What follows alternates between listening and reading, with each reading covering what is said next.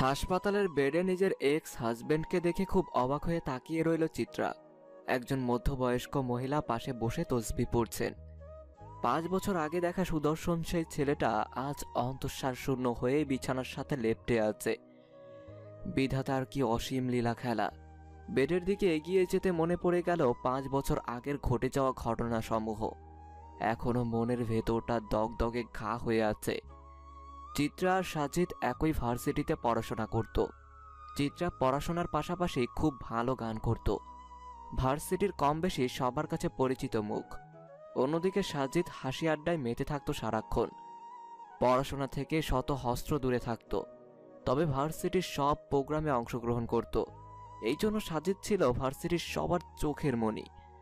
সাজিদ ছিল চিত্রার 1 বছরের সিনিয়র। অনুষ্ঠানের সুবাদে দুজন দুজনকে চিনত। একদিন চিত্রা ভার্সিটি থেকে বাসায় ফিরছিল। এমন সময় সাজিদ এসে সামনে দাঁড়ায়। চিত্রা হকচকিয়ে গেল।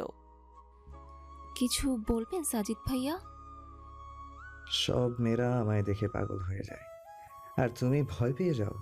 আমার সঙ্গ পেতে সবাই উৎসুক হয়ে থাকে, আর তুমি এড়িয়ে চলো কেন জানতে পারি? চিত্রা সাজিদের কথাগুলো শুনে আরো ঘাবড়ে যায়। মনে মনে ভয় পেলেও মুখের ভঙ্গিতে সেটা লুকানোর চেষ্টা করে বলে, আপনি আমার সিনিয়র, আমরা তো ক্লাসমেট নই যে আপনার সঙ্গ পেতে চাইব।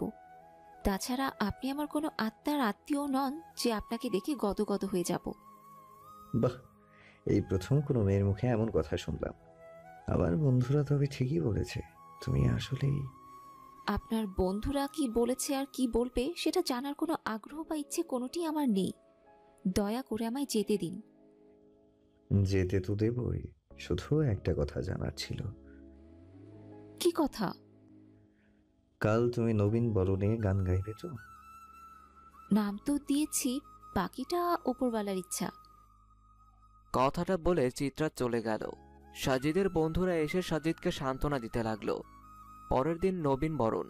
চিত্রা ভার্সিটিতে আসতে রানী বলল, ওয়াও চিত্রা, তোকে এই নীল শাড়িতে অপূর্ব লাগছে। ধ্যাত, সব সময় তোর ফাইজলামি। রানী ঠিকই বলেছে, অনেক সুন্দর লাগছে। জয়ী তার কথা শুনে চিত্রার কেমন একটা অস্বস্তি হতে লাগলো। মনে মনে বলল, শাড়িটা না পরে অন্য ড্রেস পরা উচিত ছিল। ধীরে ধীরে সবাই ভার্সিটিতে পৌঁছে গেল। যেহেতু নবীন বরণ, তাই অনেক মানুষ এসেছে। চিত্রাকে স্টেজে গান করার জন্য ডাকা হচ্ছে। চিত্রা এত মানুষ দেখে একটু ভয় পাচ্ছিল, যদি গানটা ভালো না হয়। এসব ভাবতে ভাবতে স্টেজে উঠল, গান গাওয়া শুরু করলো। আমাদের চিত্রা কি ভালো গায়, তাই না? রে রানী, সত্যি অসাধারণ গায়। চিত্রা গান শেষ করে স্টেজ থেকে নামতেই সাজিদ সামনে এসে বলল, নেক্সট টাইম আর কখনো শাড়ি পরবে না। আমি চাই না আমার জিনিস পাবলিক দেখুক।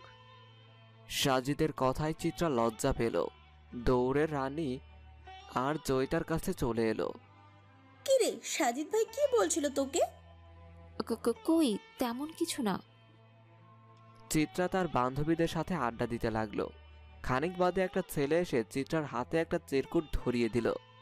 চিত্রা সবার আড়ালে চিরকুটটা পড়ল। শোন, তোরা একটু বস, আমি এক্ষুনি আসছি। চিত্রা পুকুর পাড়ে চলে গেল। গিয়ে দেখে খুব একটা কেউ নেই। সাজিদ দূরে আকাশের দিকে মুখ করে দাঁড়িয়ে আছে। চিত্রা এসে বলল, কেন ডেকেছেন? তোমার সাথে আমার জরুরি কথা আছে। আপনি সিনিয়র ভাইয়া, আশা করি এমন কিছু বলবেন না যাতে আপনার দিকে তাকালে ঘৃণায় আমার মুখ ফিরিয়ে নিতে হয়। মিস চিত্রা, তাই আশা কড়াকড়ি বাদ দাও। শোনো মেয়ে, আমি তোমায় ভালোবাসি, আর তোমাকেই চাই। আমি কবি সাহিত্যিক নই, তোমায় কবিতা লিখে ইমপ্রেস করার মতো যোগ্যতা নেই। আমার তোমাকেই চাই। সাজিদের মুখে ভালোবাসার কথা শুনে চিত্রা নিজেকে কন্ট্রোল করতে পারে না। ঠাস করে একটা চর মেরে দিল। আশেপাশে সবাই তাকিয়ে দেখছে তাদের। আর কখনো যেন এমন কথা না শুনি, এর ফল কিন্তু ভালো হবে না। চিত্রা চলে গেল। সাজিদ কিছু না বলে এক দৃষ্টিতে আকাশের দিকে তাকিয়ে বিড়বিড় করে কি যেন বলতে লাগলো। সেদিনের পর সাজিদকে ভার্সিটিতে দেখা যায়নি। কেটে গেছে কয়েক মাস। এরই মধ্যে চিত্রার সাগর নামে একটা ছেলের সাথে পরিচয় হয়। পরিচয় থেকে বন্ধুত্ব। বন্ধুত্বটা একসময় গিয়ে প্রণয়ে পরিণত হয়। সবসময় তাদের একসাথে দেখা যেত। সাগরও টুকটাক গান করত। হঠাৎ একদিন চিত্রা কাউকে কিছু না জানিয়ে সাগরকে বিয়ে করে ফেলে। চিত্রার মা নেই, বিয়েতে তার বাবার খুব আপত্তি ছিল। তিনি কিছুতেই সাগরকে মেনে নেবেন না। বিয়ের পর চিত্রার সাথে সমস্ত সম্পর্ক ছিন্ন করে ফেলেন। বিয়ের প্রথম কয়েক মাস খুব ভালোভাবেই কাটে। ধীরে ধীরে সাগরের আসল চেহারা বেরিয়ে আসতে লাগলো। সাগর কোনো কাজকর্ম করতে চাইতো না। চিত্রার কাছে নেশার টাকা চাইতো। গান করে যে কটা টাকা পেত সব সাগর জোর করে নিয়ে যেত। আর টাকা দিতে না পারলে চিত্রাকে মারধর করা শুরু করত। সাগরের অত্যাচারের মাত্রা বেড়ে যাচ্ছে। চিত্রার সহ্য শক্তি হারিয়ে ফেলছে। এভাবে চলতে থাকলে চিত্রা শেষ হয়ে যাবে। মনে মনে ঠিক করলো, তিলে তিলে শেষ হওয়ার চেয়ে ভালো একেবারে শেষ হয়ে যাওয়া। একদিন রাতে সে ঠিক করলো সাগরের সাথে আর থাকবে না। সে নিজেকে শেষ করে দেবে। রাত হওয়ার অপেক্ষা করছিল। সাগর নেশা করে এসে অঘরে ঘুমোচ্ছে, কোনো হুঁশ নেই। চিত্রা সুযোগ বুঝে বাড়ি থেকে বের হয়ে যায়। কিছু দূর যাওয়ার পর সে একটা নদী দেখতে পায়। সাত পাঁচ না ভেবে নদীতে ঝাঁপ দেবে এমন সময় বাচ্চার কান্না শুনতে পায়। এদিক ওদিক খুঁজতে লাগলো, কিন্তু কাউকে দেখতে পায় না। দ্বিতীয়বার ঝাঁপ দিতে গিয়েও একই ঘটনা ঘটল। চিত্রার বুকের ভেতরটায় ভয় জমতে শুরু করলো। নিজেকে সামলে ঝাঁপ দিতে যাবে এমন সময় কেউ এসে তাকে বাঁচিয়ে নেয়। অন্ধকারের একটা আবছায় অবয়বটা দেখতে পেয়ে চিত্রা জ্ঞান হারিয়ে ফেলে। জ্ঞান ফিরতেই দেখে সে এক রাজকীয় খাটে শুয়ে আছে। পাশে একজন অল্প বয়সী মেয়ে দাঁড়িয়ে। ম্যাম, আপনি ঠিক আছেন? আপনার জন্য একটা গুড নিউজ আছে। সেটা অবশ্য স্যার বলবে। আমি স্যারকে ডেকে আনছি, আপনি একটু অপেক্ষা করুন। স্যার, ম্যামের জ্ঞান ফিরেছে। ওকে, তুমি এখানে অপেক্ষা করো টিনা, আমি দেখা করে আসছি। চিত্রা শুয়ে শুয়ে গতকালকের ঘটনার কথা ভাবছে। কে বাঁচিয়েছে আমায়? আমি তো বাচ্চাদের কান্না শুনতে পাচ্ছিলাম, কিন্তু কেন শুনতে পাচ্ছিলাম? এইসব ভাবতে ভাবতে চিত্রা আবারও ঘুমিয়ে পড়ে। ঘন্টা দুয়েক পর ঘুম ভেঙে দেখে কেউ একজন আকাশের দিকে মুখ করে দাঁড়িয়ে আছে। দাঁড়ানোর ভঙ্গিটা চিত্রার খুব চেনা, কিন্তু এটা তো সম্ভব নয়। নিজেকে ধাতস্থ করে বলল, শুনছেন? আকাশের দিকে তাকিয়ে থাকা ব্যক্তিটি ঘাড় ঘুরিয়ে চিত্রার দিকে তাকালো। চিত্রা অস্পষ্ট কণ্ঠে বলল, সাজিদ ভাইয়া, আপনি এখানে? কেন, এত অবাক হওয়ার কি আছে? না মানে, এত আমতা আমতা করতে হবে না। মিস টিনা, এদিকে আসুন। জি স্যার, বলুন। ম্যামকে খাবারটা খাইয়ে দিন। আর শুনুন, ওনার যেন কোনো অযত্ন না হয়। স্যার, আপনি? আমার একটা দরকারি কাজ আছে। আর হ্যাঁ, তোমাকে বলছি, মেয়ে, এতদিন নিজে যা খুশি করেছো, এবার নিজের ইচ্ছা মতো খেয়াল খুশি মতো না চলে বাচ্চাটার কথা ভাবতে শেখো। থমথমে গলায় কথাগুলো বলে সাজিদ বাইরে চলে গেল। বাচ্চার কথা শুনে চিত্রার একদিকে খুব আনন্দ হচ্ছে, অন্যদিকে খুব কান্না পাচ্ছে। এ কেমন নিয়তি তার। টিনা কাছে এসে জিজ্ঞেস করলো, ম্যাম, আপনার মন খারাপ কেন? কই না তো। খাবারটা খেয়ে নিন। এখন আপনার সময় মতো খাবার খেতে হবে। আপনি রেখে যান, আমি পরে খেয়ে নেব। ঠিক আছে, আমি পাশের রুমে আছি, প্রয়োজন হলে এই বেলটা বাজাবেন, আমি সঙ্গে সঙ্গে চলে আসব। টিনা চলে গেল। চিত্রা সাগরের কথা ভাবছে। মা হওয়া প্রতিটা মেয়ের জন্য আল্লাহর বিশেষ রহমত স্বরূপ। ওই জন্যই কাল আমি বাচ্চার কান্না শুনতে পাচ্ছিলাম। একটা ছোট্ট প্রাণ আমার ভেতরে তিল তিল করে বেড়ে উঠছে। আচ্ছা, বাচ্চার কথা শুনলে কি সাগর আগের মতো ভালো হয়ে যাবে, নাকি পরিবর্তন হবে না? তুই খুব অভাগী রে সোনা, জন্মের আগেই পিতৃহীন হয়ে গেলি। সোনা, তুই কোনো চিন্তা করিস না, মাম্মা তোকে সব সময় ভালো রাখবে, কখনো কোনো কষ্ট পেতে দেবে না। বেশ কিছুক্ষণ পর টিনা এসে বলল, ম্যাম, এখানে শাড়ি আর সালোয়ার কামিজ আছে, আপনার পছন্দ মতো একটা পরে নিন, আমাদের বের হতে হবে। টিনা আপু, আমরা কোথায় যাব? স্যার, আপনার জন্য ডাক্তারের চেম্বার অপেক্ষা করছে, উনি গাড়ি পাঠিয়েছেন, আমাদের এক্ষুনি যেতে হবে। চিত্রা একটা শাড়ি পরে নিল, তারপর গাড়িতে বসে পড়ল। আধ ঘন্টা পরে একটা হাসপাতালের সামনে গাড়ি থামলো। টিনা সাবধানে চিত্রাকে নিয়ে গেল ডক্টরের চেম্বারে। অনুমতি নিয়ে রুমে প্রবেশ করলো। চিত্রাকে দেখে সাজিদ অপলকভাবে তাকিয়ে রইল, যেন তার চোখ দুটো বহুদিনের তৃষ্ণার্ত মিটিয়ে নিচ্ছে। সাজিদকে এভাবে তাকিয়ে থাকতে দেখে চিত্রার অস্বস্তি হতে লাগলো। স্যার, ম্যামকে নিয়ে এসেছি। টিনার কথায় সাজিদের কোনো পরিবর্তন হলো না। মিস্টার খান। ডক্টরের এমন ঝাঁঝালো কণ্ঠ শুনে সাজিদের হুঁশ ফিরে আসলো। এমন একটা সুন্দর মুহূর্তে একটা কর্কশ কণ্ঠ অপ্রত্যাশিত। সাজিদের অসহ্য লাগলো। টিনাকে ইশারা করলো বাইরে অপেক্ষা করার জন্য। ডক্টর চিত্রাকে ভালোভাবে পর্যবেক্ষণ করতে লাগলো। নার্স ওনাকে নিয়ে গিয়ে টেস্টগুলো করিয়ে 8 ঘন্টার মধ্যে রিপোর্ট নিয়ে আসো। নার্স চিত্রাকে নিয়ে গেল। ডক্টর, চিত্রা ঠিক আছে তো? ওর বাচ্চা কেমন আছে? দেখুন, ওনার শরীরের অবস্থা খুব খারাপ, শরীরে অনেকটা দুর্বল, মানসিকভাবে বিপর্যস্ত। ওনার প্রপার ট্রিটমেন্ট দরকার, না হলে বাচ্চাকে কোনোভাবেই বাঁচানো সম্ভব নয়।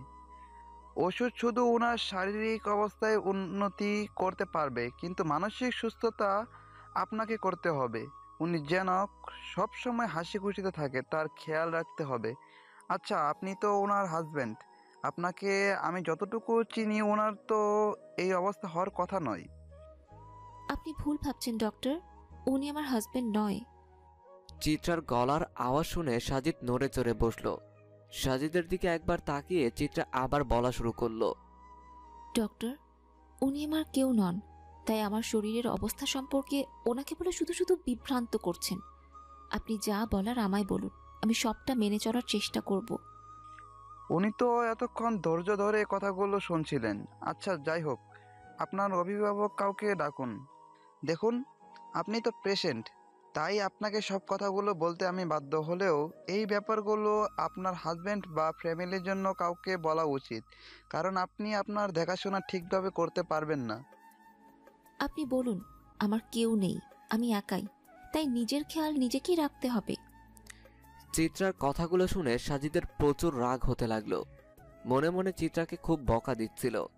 নিজেকে সামলাতে না পেরে বলল, আচ্ছা ডক্টর, ওনাকে এখানে আর কোনো প্রয়োজন আছে?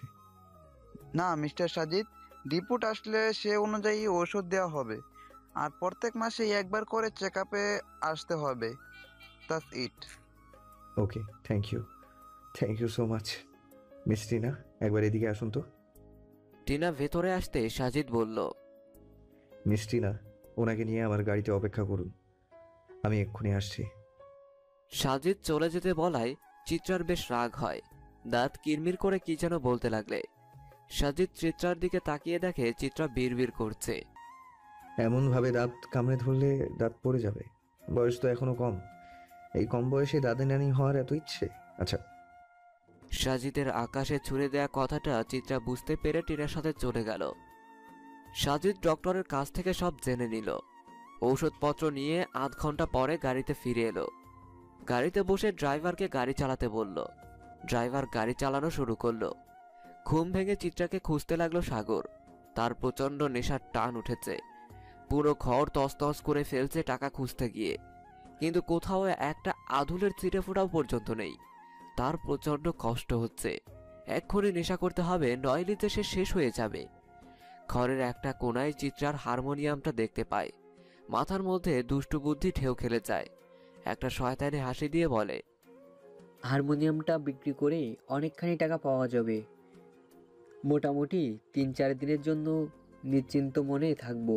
তারপর আমার চিতা বেবির থেকে আবার টাকা নেওয়া শুরু করব। একটা কাপড়ের টুকরো নিয়ে এসে হারমোনিয়ামটাকে ভালোভাবে পরিষ্কার করে ব্যাগে ঢুকিয়ে বেরিয়ে পড়ে। ড্রাইভার সাহেব, সামনে একটু ব্রেক করেন, আমি নামবো। মিস টিনা, আপনি চিত্রাকে নিয়ে বাড়ি যান। দুইজনে ফ্রেশ হয়ে খেয়ে রেস্ট নিন, আর ওনার একটু খেয়াল রাখবেন। জি স্যার, অবশ্যই। সাজিদ গাড়ি থেকে নেমে কাকে যেন কল করলো। হ্যালো, আমি এক্ষুনি আসছি। মিনিট 5 অপেক্ষার পর একটা গাড়ি এসে সাজিদের সামনে দাঁড়ায়। সাজিদ মানিব্যাগ থেকে কিছু টাকা বের করে বলে, ড্রাইভার সাহেব, এই নিন, আপনি একটা ট্যাক্সি নিয়ে চলে যান। সাজিদ গাড়ি নিয়ে চলে গেল। গাড়ি চালাতে চালাতে কাল থেকে ঘটে যাওয়া ঘটনা নিয়ে ভাবছে। জীবনে চলার পথে কত শত মানুষের সাথে দেখা হয়, কত ঘটনা ঘটে। কিছু ঘটনা মনের মধ্যে দাগ কেটে যায়। চিত্রা তাকে অপমান করার পর আর কখনো সে চিত্রার সামনে গিয়ে দাঁড়ায়নি, কিন্তু চিত্রার খোঁজ খবর নিতে কখনো কার্পণ্য করেনি। গতকাল চিত্রার কথা খুব মনে পড়ছিল, তাই কাজ শেষ করে নদীর পাড়ে আসছিল। মন খারাপ থাকলে সবসময় এই জায়গায় এসে বসে থাকে। গাড়ি থেকে নামতেই দেখে দূরে একটা মেয়ে নদীর দিকে ছুটে যাচ্ছে। মেয়েটার ভাবগতিক সুবিধার লাগছিল না, তাই দৌড়ে গিয়ে মেয়েটাকে ধরল। কিন্তু ততক্ষণে মেয়েটা অজ্ঞান হয়ে গেছে। ফোনের ফ্ল্যাশ অন করে দেখে এ তো তার সেই স্বপ্নকুমারী, যাকে এত সাধনা করেও পায়নি, তাকে এই অবস্থায় দেখবে ভাবতে পারেনি। তাড়াহুড়ো করে গাড়িতে তুলে বাসায় নিয়ে গেল। ফোনের রিংটোনে সাজিদের ভাবনার রেশ কাটল। নাম্বার দেখে আর রিসিভ করলো না। একটু পর ট্রাফিক জ্যাম পড়ল। আধ ঘন্টা ধরে বসে আছে। আজকাল জ্যামের কারণে রাস্তার গাড়ি চালানো অসহ্যকর। চোখে মুখে বিরক্তির ছাপ স্পষ্ট হয়ে ফুটে উঠেছে। গাড়ির জানালা নামিয়ে বাইরে তাকাতেই দেখে ফোনের রিংটোনে সাজিদের ভাবনার রেশ কাটল। নাম্বার দেখার পর রিসিভ করতে ইচ্ছে করল না, যেন এক প্রকার এড়িয়ে গেল। একটু পরে ট্রাফিক সিগন্যাল কাটিয়ে কিছু দূর এগোতেই ট্রাফিক জ্যাম। আধ ঘন্টা ধরে বসে আছে, কিন্তু কোনো পরিবর্তন নেই। গাড়িগুলো নির্বিকারভাবে আটকে আছে। কেউ কেউ অসহ্য হয়ে হর্ন বাজিয়ে যাচ্ছে। আজকাল জ্যামের কারণে রাস্তার গাড়ি চালানো সবচেয়ে ধৈর্যের কাজ। সাজিদের চোখে মুখে বিরক্তির ছাপ স্পষ্ট হয়ে ফুটে উঠেছে। গাড়ির কাঁচ নামিয়ে বাইরে তাকাতেই দূর থেকে একটা পরিচিত মুখ দেখতে পায়। পরিচিত মুখের ব্যক্তিটিকে গাড়ির দিকে এগিয়ে আসতেই সাজিদ অন্যদিকে মুখ ঘুরিয়ে নেয়। নিজেকে আড়াল করে সেই ব্যক্তিটিকে দেখতে থাকে। ব্যক্তিটি আর কেউ নয়, চিত্রার স্বামী সাগর। কাঁধে একটা ব্যাগ নিয়ে তাড়াহুড়ো করে একটা দোকানের দিকে যাচ্ছিল। সাজিদ গাড়ি থেকে নেমে সাগরের পিছু নিল। কিঞ্চিত দূরত্ব বজায় রেখে সে সাগরকে অনুসরণ করতে লাগলো। কিছুক্ষণ বাদে সাগর দোকান থেকে বের হয়ে উল্টো দিকে হাঁটা দিল। সাজিদ দেরি না করে ওই দোকানে গেল। দোকানে ঢুকতেই একটা মাঝবয়সী লোক এসে বলল, কি লাগবো কন? হারমোনিয়াম, সেতার, বীণা, তবলা সকল কিছু আছে। ইচ্ছা হলে রেডিমেড নিতে পারেন, আবার নিজের পছন্দ অনুযায়ী কিনা নিতে পারেন। আমার একটা ইনফরমেশন চাই, আশা করি আনসার পাবো। লোকটা ইংরেজিটা বুঝতে না পেরে একজনকে ডেকে বলল, এই ফাটকা উনি কি কইতাছে দেখ দেখিনি। আমি তো সব ইংরেজি বুঝি না। তুই তো তাও ক্লাস পড়লি। একটা অল্প বয়সী ছেলে কান খোঁচাতে খোঁচাতে বলল, মালিক আমার নাম ফটিক, আপনি আমারে ফটকা কইয়াবেন না। আমার একটা প্রেস্টিজ আছে না? হয়েছে, তুই আমার আর জ্ঞান দিতে আইবি না। কামে মন দে। ফটিক এসে বলল, স্যার কন। একটু আগে একটা ছেলে ব্যাগ কাঁধে নিয়ে এসেছিল। যাওয়ার সময় তার সাথে কোনো ব্যাগ ছিল না। কেন এসেছিল তুমি জানো? হ্যাঁ, জানবো না কেন। উনি একটা হারমোনিয়াম বেচতে আসছে, মানে মতো টাকা পাইছে, বেচা দিছে। ওই হারমোনিয়ামটা একটু দেখতে পারি? এক্ষুনি আনতেছি। ফটিক হারমোনিয়ামটা সাজিদের সামনে নিয়ে আসলো। হারমোনিয়ামটা তার খুব চেনা। হারমোনিয়ামের বাম পাশে একটা নাম দেখে সাজিদ হাসির রেখা টেনে বলল, যে নিতে পারেন। মালিক কি হয়েছে ডাকি? সারের মতো চেঁচাস কেন? স্যার হারমোনিয়ামটা নিতে চাই। দোকানের মালিকের থেকে সাজিদ হারমোনিয়ামটা কিনে নেয়। ফটিক এসে গাড়িতে রেখে দেয়। ফটিককে আরো কিছু টাকা দেয় গাড়ি পর্যন্ত নিয়ে আসার জন্য। হারমোনিয়ামটায় হাত বুলিয়ে আবারও গাড়ি চালাতে শুরু করে। প্রায় 1 ঘন্টা পর একটা বাড়ির সামনে এসে গাড়ি থামায়। পুরনো ধাঁচের বাড়ি, চারপাশে গাছগাছালি দিয়ে ঘেরা। দরজায় কড়া নাড়তেই একজন বয়স্ক বৃদ্ধা দরজা খুলে দেয়। চশমাটা খুলে শাড়ির আঁচল দিয়ে মুছে নেয়। কে তুমি বাবা? তোমায় তো চিনতে পারলাম না। আমি এটা নিতে চাই। আমায় আপনি চিনবেন না? মিনহাজ সাহেব বাড়ি আছেন? আমি ওনার সাথে দেখা করতে এসেছি। খোকা তো বাড়ি নেই, মাত্রই বেরিয়েছে। আসতে দেরি হবে, তুমি অন্য একদিন এসো। বিশেষ করে শুক্রবারের দিনটা খোকা বাড়িতেই থাকে। আমি অনেক দূর থেকে এসেছি, ওনার জন্য অপেক্ষা করতে চাই। উনি আসলে দেখা করে তারপর যাব। ঠিক আছে, তবে ভেতরে এসে বসো। সাজিদ বাড়ির ভিতরে ঢুকলো। বাইরে থেকে যতটা পুরনো মনে হয়, ভিতরে ঠিক তার উল্টো চিত্র। বিশেষ করে বাড়ির সামনের উঠোন জুড়ে নানা ধরনের ফুলের গাছ। বৃদ্ধা মহিলাটি সাজিদকে বসার ঘরে নিয়ে গেলেন। তুমি বসো বাবা, আমি এক্ষুনি আসছি। সাজিদ এক পলক পুরো রুম দেখে নিল। খুব রুচিশীল ব্যক্তিত্বের অধিকারী না হলে এমনভাবে ঘর সাজানো যায় না। দেয়ালে অনেকগুলো ছবি টাঙানো। একটা ছবিতে সাজিদের দৃষ্টি নিবদ্ধ হয়ে গেছে। বৃদ্ধা মহিলাটি কিছুক্ষণ পর ফিরে এলেন, হাতে একটা চায়ের ট্রে। নাও বাবা, চাটা খাও। অনেক দূর থেকে এসেছো, চাটা খেলে ভালো লাগবে। সাজিদ চায়ের কাপ হাতে নিয়ে চুমুক দিল। মনে মনে কথাগুলো সাজিয়ে নিচ্ছে। শুনেছে মিনহাজ সাহেব খুব কড়া ধাঁচের মানুষ, কোনো ভুল চুক করা যাবে না। একটা ভুল কথা সবকিছু এলোমেলো করে দিতে পারে।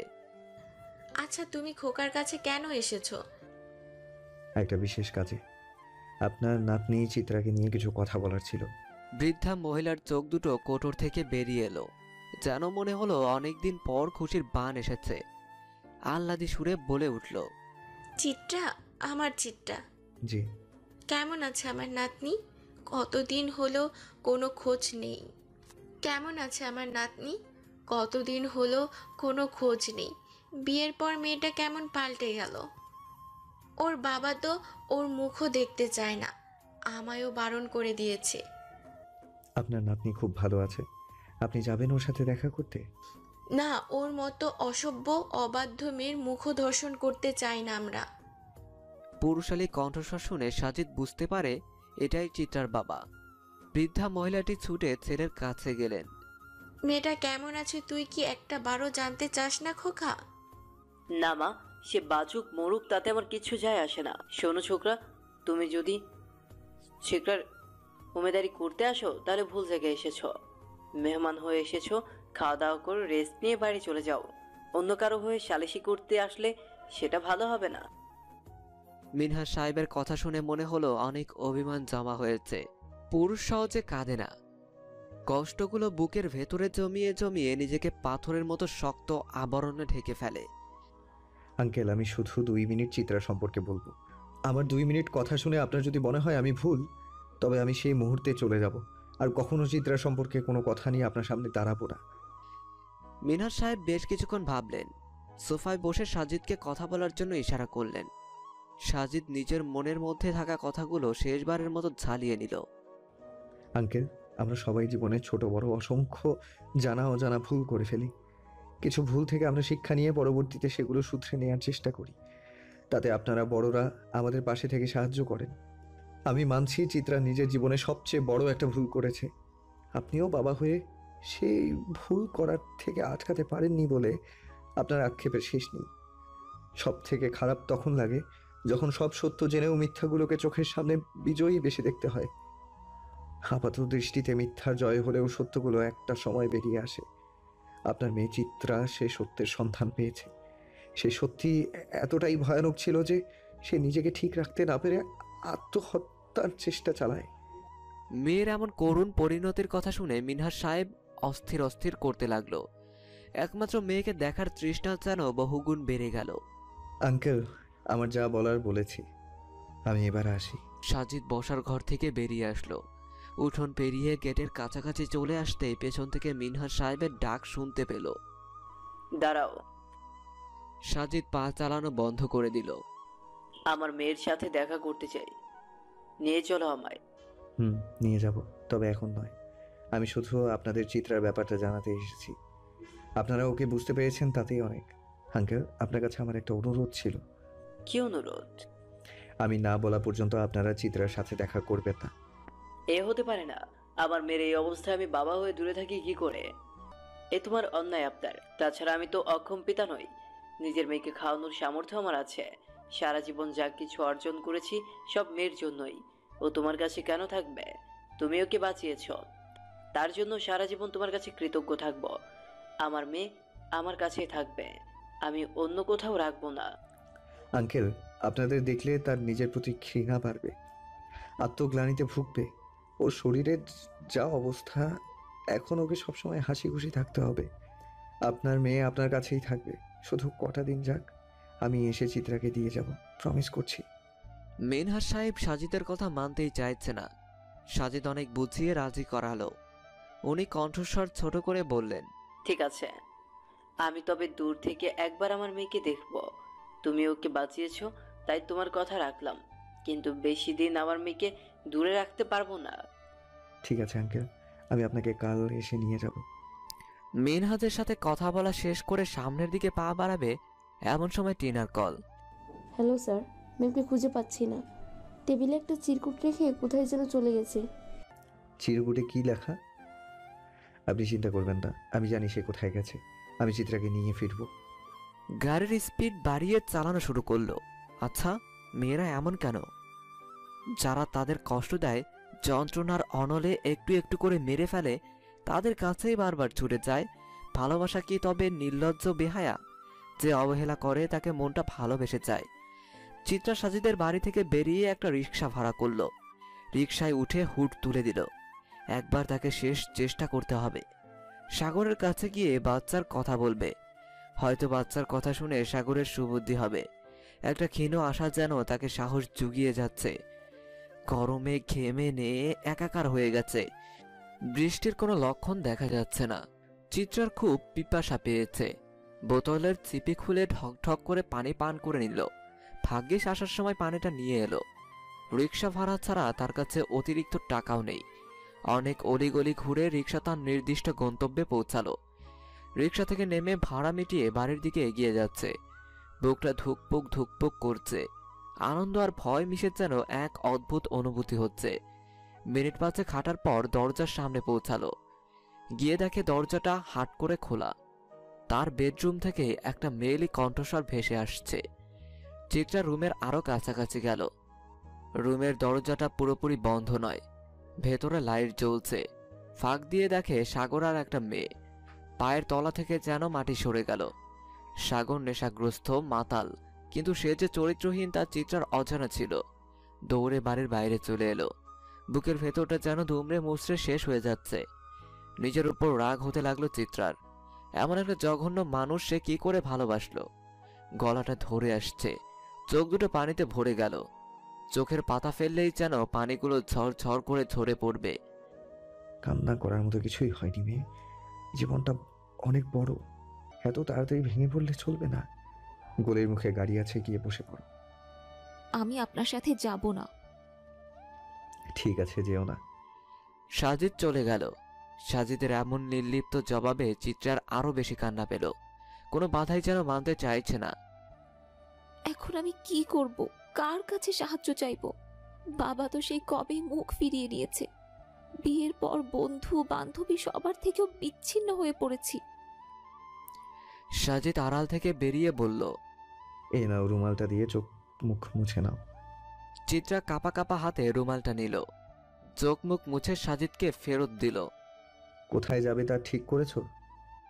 চিত্রা মাথা নেড়ে জানালো ঠিক করেনি। আমার সাথে যেতে চাইলে গাড়িতে গিয়ে বসো। আগামী 2 মিনিটের মধ্যে আমি চলে যাব।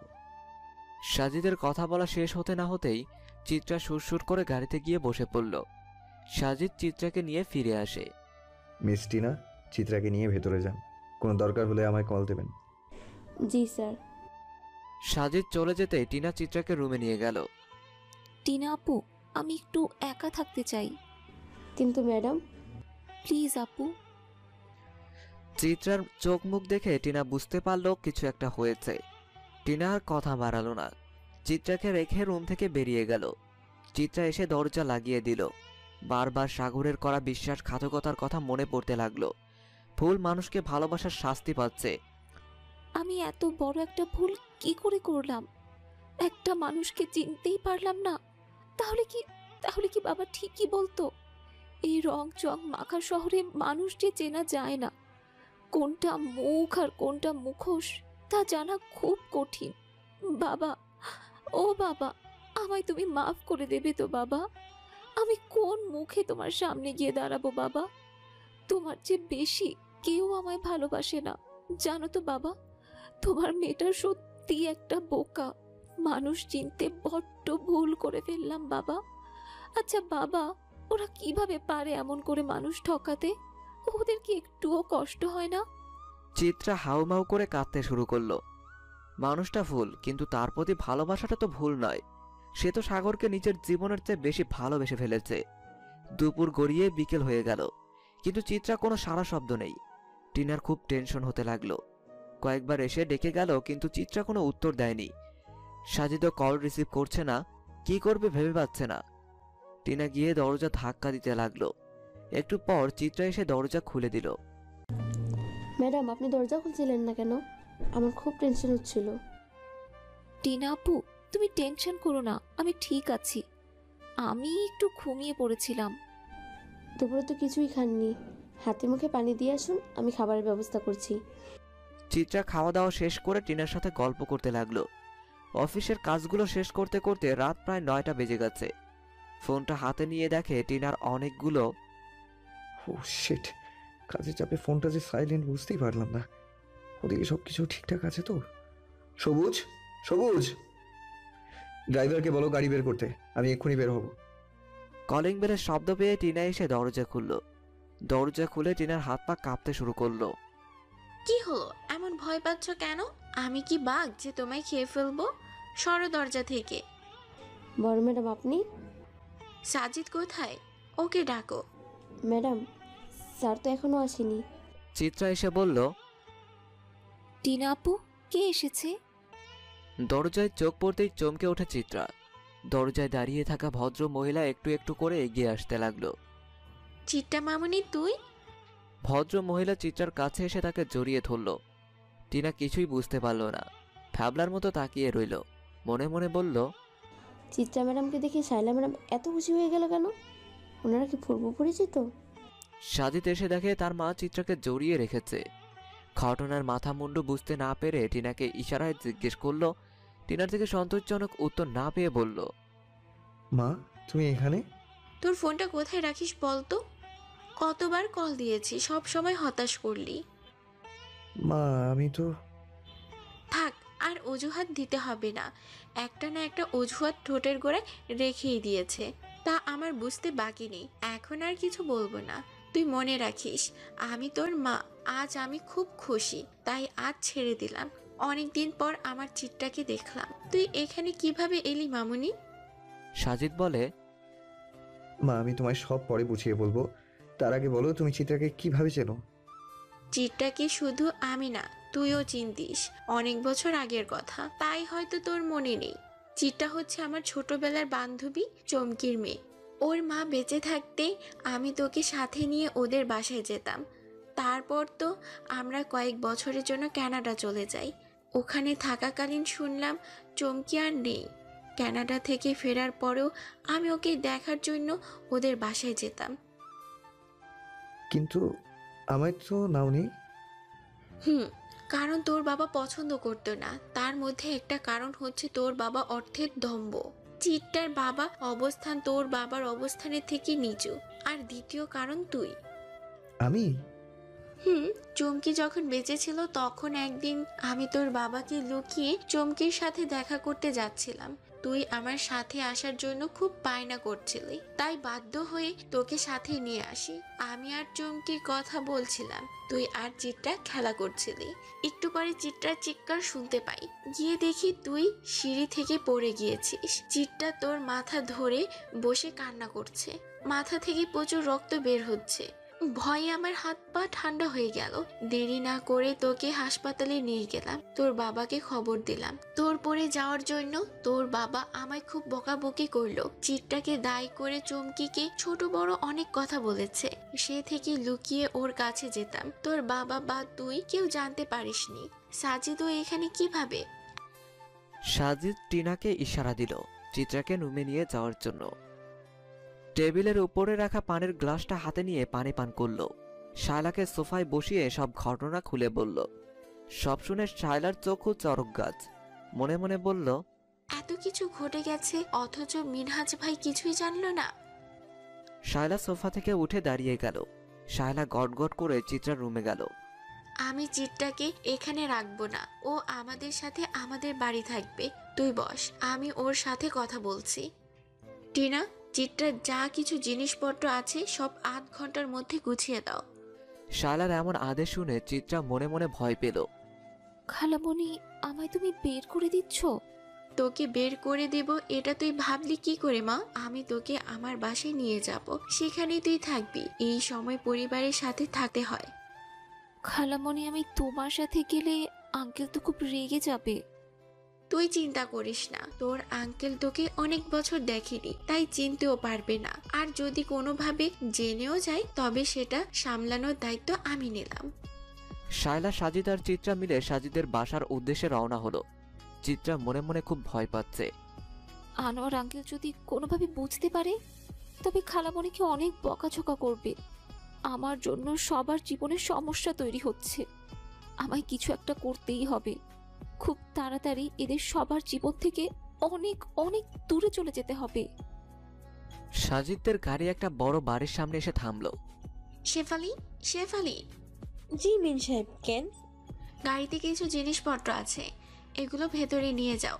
ও মা চিত্রা, তুই বসে আছিস কেন? নেমে আয়। শায়লার ডাক শুনে চিত্রা অতি সন্তর্পণে নেমে এলো। চারপাশটা ভালোভাবে দেখতে লাগলো। বাড়িটা খুব সুন্দর, একদম রাজ প্রাসাদের মতো। শেফালি জিনিসপত্র নিয়ে ভেতরে গেল। শায়লা চিত্রার হাত ধরে ভেতরে ঢুকলো। মিন সাহেব, এগুলো কোনখানে রাখুন? দোতলায় নিয়ে যা। শেফালি সিঁড়িতে পা দেবে তখনই শায়লা বলে, শেফালি, দোতলায় যাস না। এই অবস্থায় ওর সিঁড়ি দিয়ে ওঠানামা করা একদম উচিত হবে না। তুই বরং নিচতলার এই রুমে রেখে দে। এইসব কার শায়লা? আনোয়ার হোসেনের গলার আওয়াজ পেয়ে চিত্রা ভয়ে জড়সড় হয়ে গেল। শায়লার পেছনে নিজেকে আড়াল করার বৃথা চেষ্টা চালাতে লাগলো। এই মেয়েটি কি শায়লা? ও আমার এক বান্ধবীর মেয়ে। ওর বাবা মা একটা কাজে দেশের বাইরে গেছে, তাই এখানে আমাদের সাথে থাকবে। আনোয়ার সাহেব চিত্রাকে ডাকলেন। চিত্রা যেতে চাইছে না। শায়লা ওর হাত ধরে আশ্বস্ত করলো। বাহ, বাড়ি মিষ্টি মেয়ে তো। একদম নিশ্চিন্তে থেকে তুমি কোনো সংশয় করবে না, এটা তোমারও বাড়ি। কথাগুলো শুনে শায়লা নিজের মেয়ের জেরিনের দিকে অগ্নি দৃষ্টিতে তাকিয়ে বলল, তোমার সাহস তো কম নয়। আমার অতিথিকে তুমি যাকে তাকে বলছো? খবরদার জেরিন, আজ যা বলেছো বলেছো, পরবর্তীতে আর যেন এর পুনরাবৃত্তি না হয়। এক্ষুনি এসে চিত্রার কাছে ক্ষমা চাও। তাই নাকি জেরিন? তুই শিওর মা যাকে নিয়ে এসেছে সে রাস্তার মেয়ে? একটা মেয়ে হয়ে আরেকটা মেয়েকে এইভাবে অপমানজনক কথা বলতে মুখে একটু আটকায় না তোর? বিবেক বুদ্ধি কি সব জলাঞ্জলি দিয়ে ফেলেছিস? অবশ্য তোর দোষ নেই, ছোটবেলা থেকে সব না চাইতে পেয়ে গেছিস তো, তাই মানুষকে মানুষ বলে ভাবতে ইগোতে লাগে। সাজিদের কথায় খুব অপমানিত বোধ করলো জেরিন। ধূপধাপ শব্দ করে রুমে চলে গেল। চিত্রা জেরিনের কথায় খুব কষ্ট পেয়েছে। মন খারাপ করার মতো কিছু হয়নি, রুমে গিয়ে রেস্ট নাও। মা, চিত্রা অনেক যত্নের প্রয়োজন, টাইমলি খাওয়া দাওয়া করতে হবে। তুই ভাবিস না, ওর কোনো অযত্ন হবে না। শায়লা চিত্রাকে রুমে নিয়ে গেল। ড্রাইভার এসে সাজিদকে বলল, স্যার গাড়িতে একটা হারমোনিয়াম রাখা আছে, কি করব? আমার রুমে নিয়ে এসো।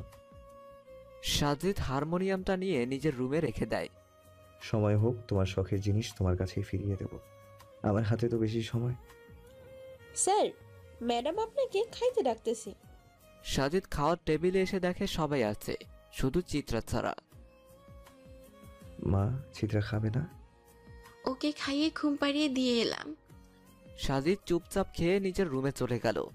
পরের দিন সকালে ঘুম থেকে উঠে মাথাটা ভারী লাগছিল সাগরের। চিত্রা, কড়া করে এক কাপ চা দাও তো।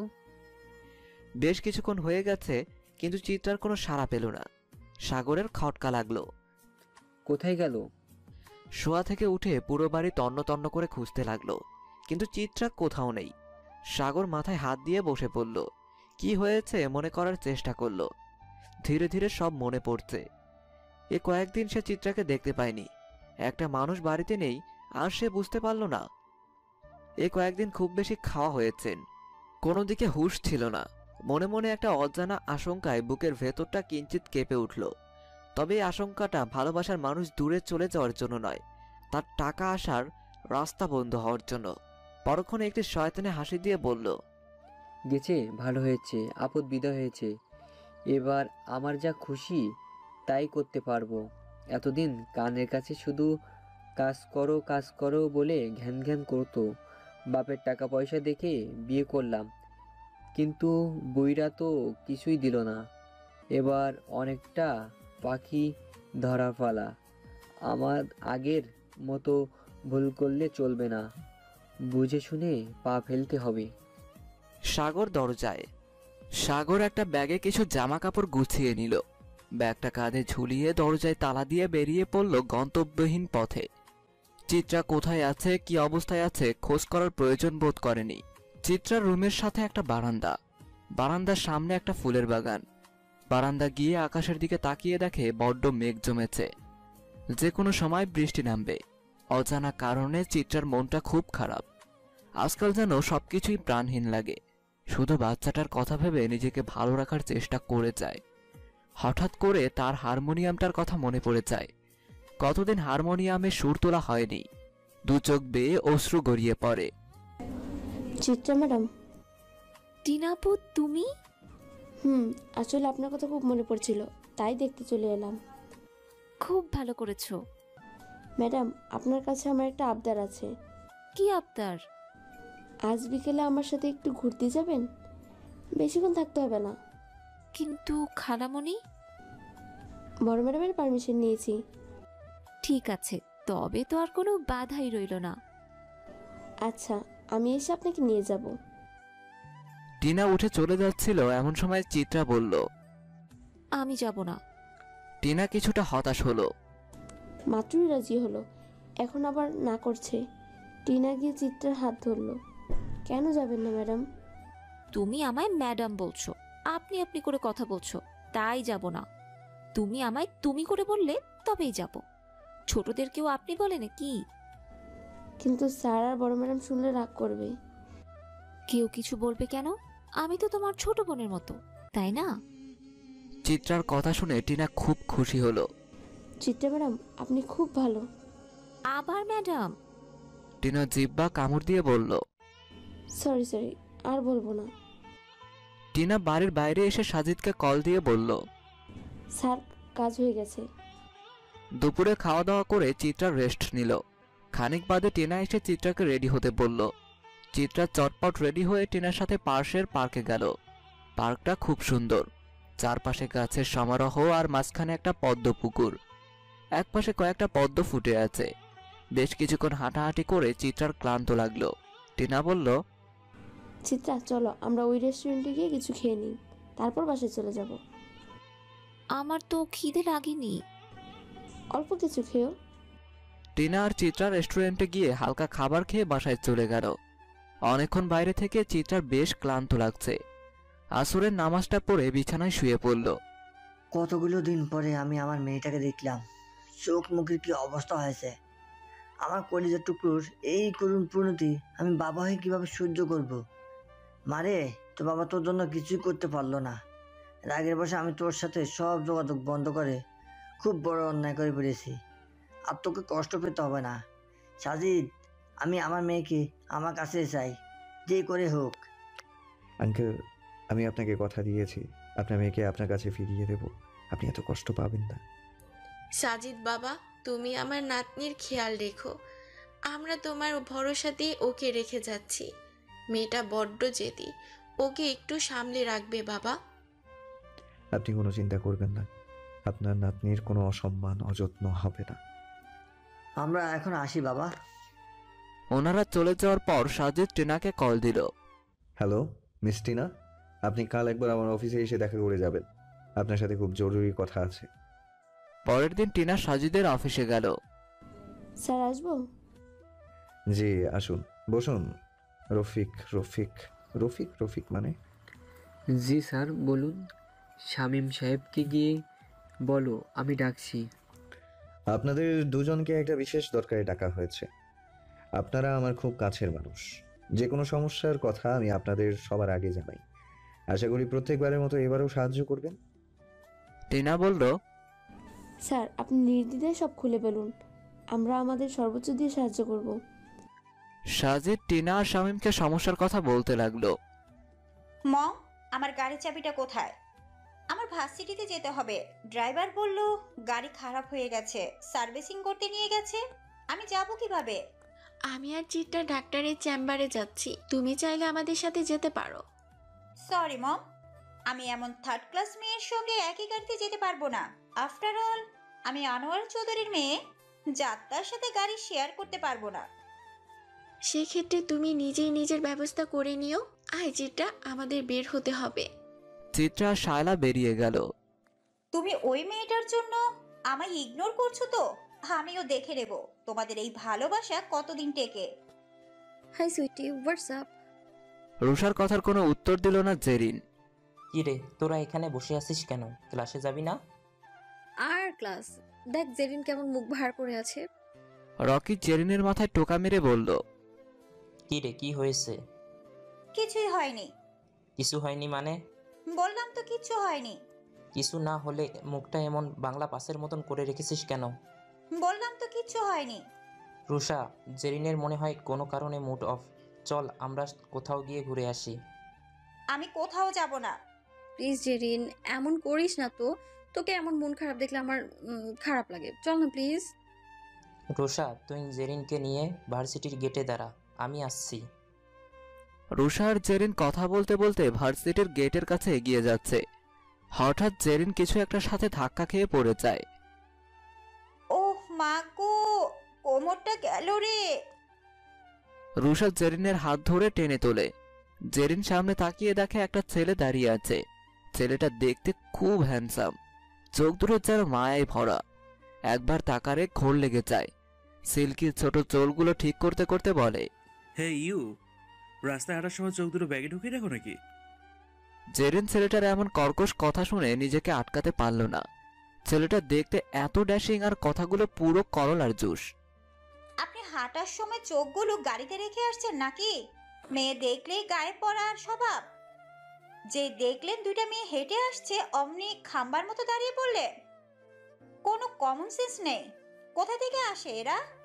চাইলেই আমিও অনেক কিছুই বলতে পারতাম, কিন্তু মেয়ে বলে ছেড়ে দিলাম।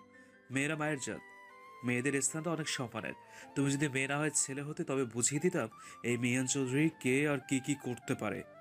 এই রুষা, তুই কি যাবি নাকি দাঁড়িয়ে দাঁড়িয়ে বাংলা সিনেমার ডায়লগ শুনবি? চল বলছি এখান থেকে। এসব আজাইরা কথায় কান দেওয়ার সময় নেই। জেরিন রুষার হাত ধরে টেনে নিয়ে গেল। জেরিন, ছেলেটাকে এইভাবে বলা উচিত হয়নি। তুই হুটহাট এমন মাথা গরম করে ফেলিস কেন বলতো? ওহ, এখন সব দোষ আমার? ছেলেটা যে আমায় ইনসাল্ট করলো, তার বেলায় কিচ্ছু না। জেরিন, যাই বলিস আর তাই বলিস, ছেলেটা দেখতে কিন্তু জোস মামা। উফ, এমন হ্যান্ডসাম ছেলে লাইফে থাকলে আর কিচ্ছু লাগে না, বুঝলি? আমি তো তার ভয়েসেই ফিদা। সো কিউট ইয়ার। রুষা, চুপ করবি? বেশি বক বক করলে লাথি মেরে ফেলে দেবো বলে দিচ্ছি। রুষা, জেরিন আর রকি মিলে ঘুরতে গেল। ঘোরাঘুরি শেষ করে রাত 10টায় বাসায় ঢুকলো। দাঁড়াও মম, আমি খুব টায়ার্ড। ফ্রেশ হয়ে ঘুমাতে হবে, কাল আমার ক্লাস আছে। ক্লাস আছে বলে রোজ তো ভার্সিটিতে যাও, কিন্তু কোনো ভার্সিটির ক্লাস রাত 10টা পর্যন্ত হয় তা আমার জানা ছিল না। মম, কাল থেকে যেন সন্ধ্যার আগে বাসায় ফেরা হয়, নাইলে এর ফল ভালো হবে না। জেরিন শায়লার কথায় রেগে গেল। রুমে গিয়ে ব্যাগটা ছুঁড়ে মারল বিছানায়। ওহ আল্লাহ, ওহ কোথাও শান্তি নেই, না ভার্সিটিতে না বাড়িতে, যেন জেলখানায় বন্দি হয়ে আছি। জেরিন ফ্রেশ হয়ে শুয়ে পড়ল, কিন্তু তার চোখে ঘুমের লেশমাত্র নেই।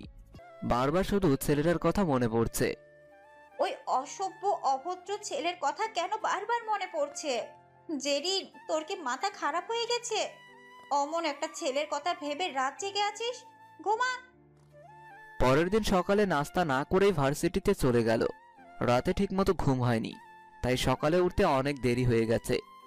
ভার্সিটি পৌঁছাতে পৌঁছাতে 20 মিনিট দেরি। May I come in? Yes, come in. ভয়েসটা শুনে জেরিনের চোখ কপালে উঠে গেল। এটা তো কালকের ছেলেটা, এখানে কি করছে? হাই আল্লাহ, ক্লাস নিচ্ছে দেখছি। তবে কি আপনাকে কি ইনভাইট করে নিয়ে আসতে হবে, নাকি কেউ গলায় ফুলের মালা দেবে তার জন্য অপেক্ষা করছেন? মিহানের কথায় রুষা ছাড়া ক্লাসের বাকি সবাই হো হো করে হেসে উঠল। মিহান চোখ পাকিয়ে বলল, হ্যাঁ, don't love, keep silent. Zerin গুটি গুটি পায়ে রুষার সাথে গিয়ে বসলো। রুষা, এই ছেলে এখানে কি করে? উনি আমাদের নতুন টিচার সুইটি। ক্লাসরুমে কেউ কথা বলবেন না, আপনারা যথেষ্ট ম্যাচিওরড। আর সবচেয়ে বড় কথা, বেশি ইম্পর্টেন্ট কথা হলো, আগামীকাল থেকে কেউ দেরি দিয়ে এলে ক্লাসে ঢুকতে দেওয়া হবে না। আশা করি বিষয়টা মাথায় রাখবেন। এবার আমরা পড়া শুরু করি। মিহান ক্লাস থেকে চলে যাওয়ার পর রুষা বলল, তোকে বারবার বলেছি এতটা বাড়াবাড়ি না করতে। এবার কি হবে জেরিন? স্যার যদি পরীক্ষার খাতায় বড় বড় দুটো জিরো দেয়, মান সম্মান তো ভার্সিটিতে গড়াগড়ি খাবে। এই তুই কি টুকলি করে পাশ করেছিস নাকি? জিরো পাবো কেন? আজব কথাবার্তা সব। মিহানকে দেখার পর জেরিন পড়াশোনায় আরো আগ্রহী হয়ে উঠেছে। ঘুরতে যাওয়া, আড্ডা দেওয়া কমিয়ে দিয়েছে। জেরিন যে মিহানের সাথে একটু একটু করে আষ্টে পিষ্টে জড়িয়ে যাচ্ছে তা স্বয়ং মিহানও জানে না। দিনরাত মিহানের ভাবনায় ডুবে থাকে। যে জেরিনের চোখের দিকে তাকিয়ে কেউ কথা বলার সাহস পেত না, এখন সে জেরিনকে কেউ বাজে কথা বললেও কানে তোলে না। রুষা আর রকি তো অবাক, এই জেরিন তাদের কাছে বড্ড অচেনা। এই তোর কি হয়েছে বলতো? কি হবে? সবই তো ঠিকঠাক আছে। কিছু তো একটা হয়েছে। তুই কারো প্রেমে টেমে পড়িসনি তো? পাগল নাকি তোরা? আমি আর প্রেম বিপরীত মেরু। আমি করব প্রেম, তবে তো হয়ে গেল। কথাগুলো বলতে বলতে থেমে গেল জেরিন। তার থেকে বেশ খানিকটা দূরে ফিশের সাথে কথা বলছে মিহান। জেরিনের হার্ট খুব দ্রুত বিট করছে। মনে মনে বলল, আমার ভয়ঙ্কর অসুখ হয়েছে রে রুষা, যার ওষুধ শুধু সামনে দাঁড়িয়ে থাকা ওই সুদর্শন পুরুষটির কাছে আছে, যে সামনে আসলে আমার সব কিছু এলোমেলো হয়ে যায়, যার চোখের চাহনি আমি বারবার হারিয়ে যাই অতই সাগরে। তাকে এক নজর দেখার আশায় সবকিছু উপেক্ষা করে ছুটে আসি। এটাই কি তবে প্রেমানুভূতি? এটাই কি তবে ভালোবাসার বাহিত অসুখ? আমি যে প্রেম রোগে আক্রান্ত রুষা। এই জেরিন, ওই দিকে তাকিয়ে কি এত ভাবছিস বলতো? এতক্ষণ ধরে ডাকছি, কোনো সাড়া দিচ্ছিস না কেন? জেরিন মুস্কে এসে বলল, কিচ্ছু হয়নি, তোরা বস, আমি আসছি। রুষা, জেরিনের হাবভাব কিন্তু অন্যরকম লাগছে। সারাক্ষণ কি ভাবে কে জানে। রকি, আমার মনে হয় জেরিন প্রেমে পড়েছে। একটা মেয়ের মধ্যে এইসব পরিবর্তন তখনই আসে যখন সে কাউকে ভালোবাসে, কিন্তু ভালোবাসার মানুষটিকে মুখ ফুটে কিছু বলতেই পারে না। রকি হাসতে হাসতে বলল, রুষা, তুই বরং একটা কোচিং সেন্টার খুলে বস। সাইনবোর্ডে বড় বড় করে লেখা থাকবে, এখানে ভালোবাসা সম্পর্কিত পড়াশোনা করানো হয়। এলেন আমার মনোবিজ্ঞানী আনারকলি। 32 পাটি বের না করে ভেতরে ঢুকিয়ে রাখ, ওগুলো বের হলে তোকে পুরো বান্দরের চাচার মতো লাগে। বেশ কিছুদিন কেটে গেল। জেরিন পড়ছে অব্যক্ত ভালোবাসার দহনে, চিত্রার ভুগছে বিচ্ছেদের অনলে। মিস টিনা, যে করে হোক আমাদের প্ল্যানটা সাকসেসফুল করতে হবে, নইলে আমাদের সব ভেস্তে যাবে। স্যার, বড় ম্যাডাম আমাদের হেল্প করতে পারে, বাকিটা আমি আর আপনি আর শামীম স্যার মিলে ম্যানেজ করে নেব। ঠিক বলেছ। আমি মায়ের সাথে কথা বলে আসছি। তোমরা রেডি তো? জি স্যার। চিত্রা, কি করছিস মা? বসে আছি খালামণি। শোন না, তোর আমি আমার বড় আপার বাসায় যাচ্ছি। আপা অনেকবার বলেছে তোকে নিয়ে যাওয়ার জন্য। তোর যদি কোনো অসুবিধা না হয়। কোনো অসুবিধে নেই খালামণি। কখন যাবে? এই তো এখন। তুই এই শাড়িটা পরে নে। আচ্ছা খালামণি। চিত্রা শাড়িটা পরে রেডি হয়ে নেয়। শায়লা এসে চিত্রাকে নিয়ে যায়। আড়ালে থাকা সাজিদকে ইশারা দেয়। শায়লা আর চিত্রা বেরিয়ে যাওয়ার পর টিনা, সাজিদ, শামীম আরো কয়েকজন মিলে চিত্রার রুমটা সাজিয়ে ফেলে। শায়লা তার বড় বোনের বাড়িতে যায়। ওখানে অনেকক্ষণ আড্ডা দেয়। সবার সাথে হাসি মজা করতে করতে অনেক রাত হয়ে যায়। রাত প্রায় 12টা ছুঁই ছুঁই। সাজিদের একটু একটু টেনশন হচ্ছে, চিত্রার সবকিছু পছন্দ হবে তো। হঠাৎ গাড়ির হর্ন শুনতে পায়। সাজিদ জানালা দিয়ে দেখে শায়লা গাড়ি থেকে নামছে। মিস টিনা, ওরা আসছে, আপনারা আড়ালে থাকুন। চিত্রা রুমের সামনে এসে দেখে দরজা বন্ধ। সে তো যাওয়ার সময় দরজা বন্ধ করেনি। ফ্রুকুসকে দরজাটা হালকা করে ধাক্কা দিল। রুমে ঢুকে লাইট আর ফ্যান অন করে অবাক হয়ে রইল। তার রুমটা ফুল দিয়ে সুন্দর করে সাজানো। উপর থেকে গোলাপ বৃষ্টি হচ্ছে।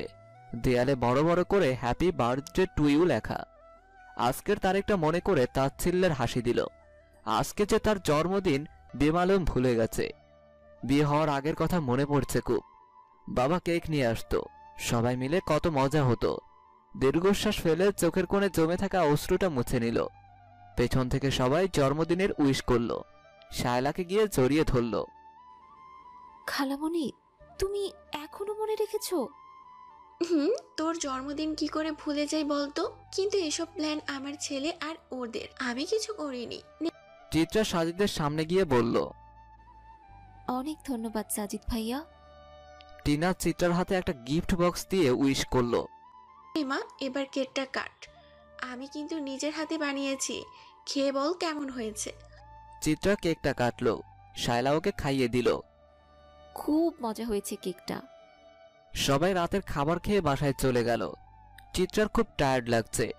শাড়িটা চেঞ্জ করে এসে বিছানায় বসলো। রুমের কোনায় একটা ব্যাগ দেখতে পেল। এটা তো তার ব্যাগ নয়, তবে কে রাখলো? ব্যাগটা খুলবে কিনা দোটানায় পড়ে গেল। হঠাৎ ব্যাগের পাশে একটা চিরকুট দেখতে পেল। চিরকুটে লেখা, এটা তোমার জন্মদিনের উপহার, খুলে দেখো। চিত্রা ব্যাগটা খুলে দেখে একটা হারমোনিয়াম। চিত্রা হারমোনিয়াম বের করলো।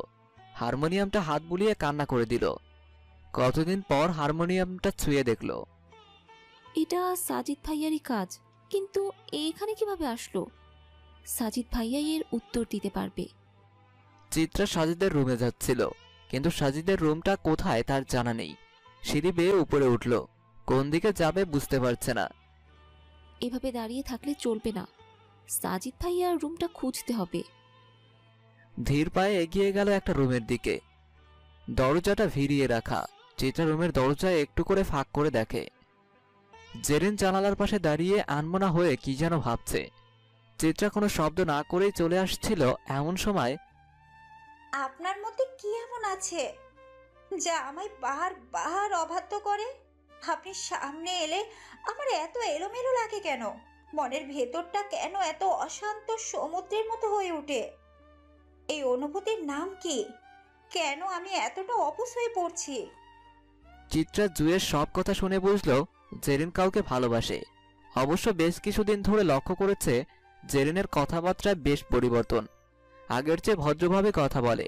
প্রেমে পড়লে বোধহয় এমনই হয়। চিত্রা সাহস সঞ্চয় করে জেরিনের পাশে গিয়ে দাঁড়ালো। একতরফা ভালোবাসা বড্ড কষ্টের, কাউকে কিছু বলা যায় না, বোঝানো যায় না। দূর থেকে একটা মানুষকে নিয়ে নিজের মতো করে স্বপ্ন বোনা যায়। এইভাবে ভালোবেসে কষ্ট না পেয়ে যাকে ভালোবাসো তার সামনে গিয়ে দাঁড়াও। মুখোমুখি হয়ে সে কি চায় জানার চেষ্টা করো। হয়তো তুমি যেমন কষ্ট পাচ্ছ, ঠিক তেমনি সেই মানুষটিও কষ্ট পাচ্ছে। কিন্তু সে যদি আমায় প্রত্যাখ্যান করে তখন আমি কি করব চিত্রা? আগে থেকেই খারাপটা ভাবছো কেন? ভালো কিছুও তো হতে পারে। জেরিন, একটা কথা মনে রাখবে, জোর করে কারোর ভালোবাসা পাওয়া যায় না। সে যদি তোমায় না চায়, তোমার উচিত তার দিক থেকে নিজেকে সরিয়ে নেওয়া।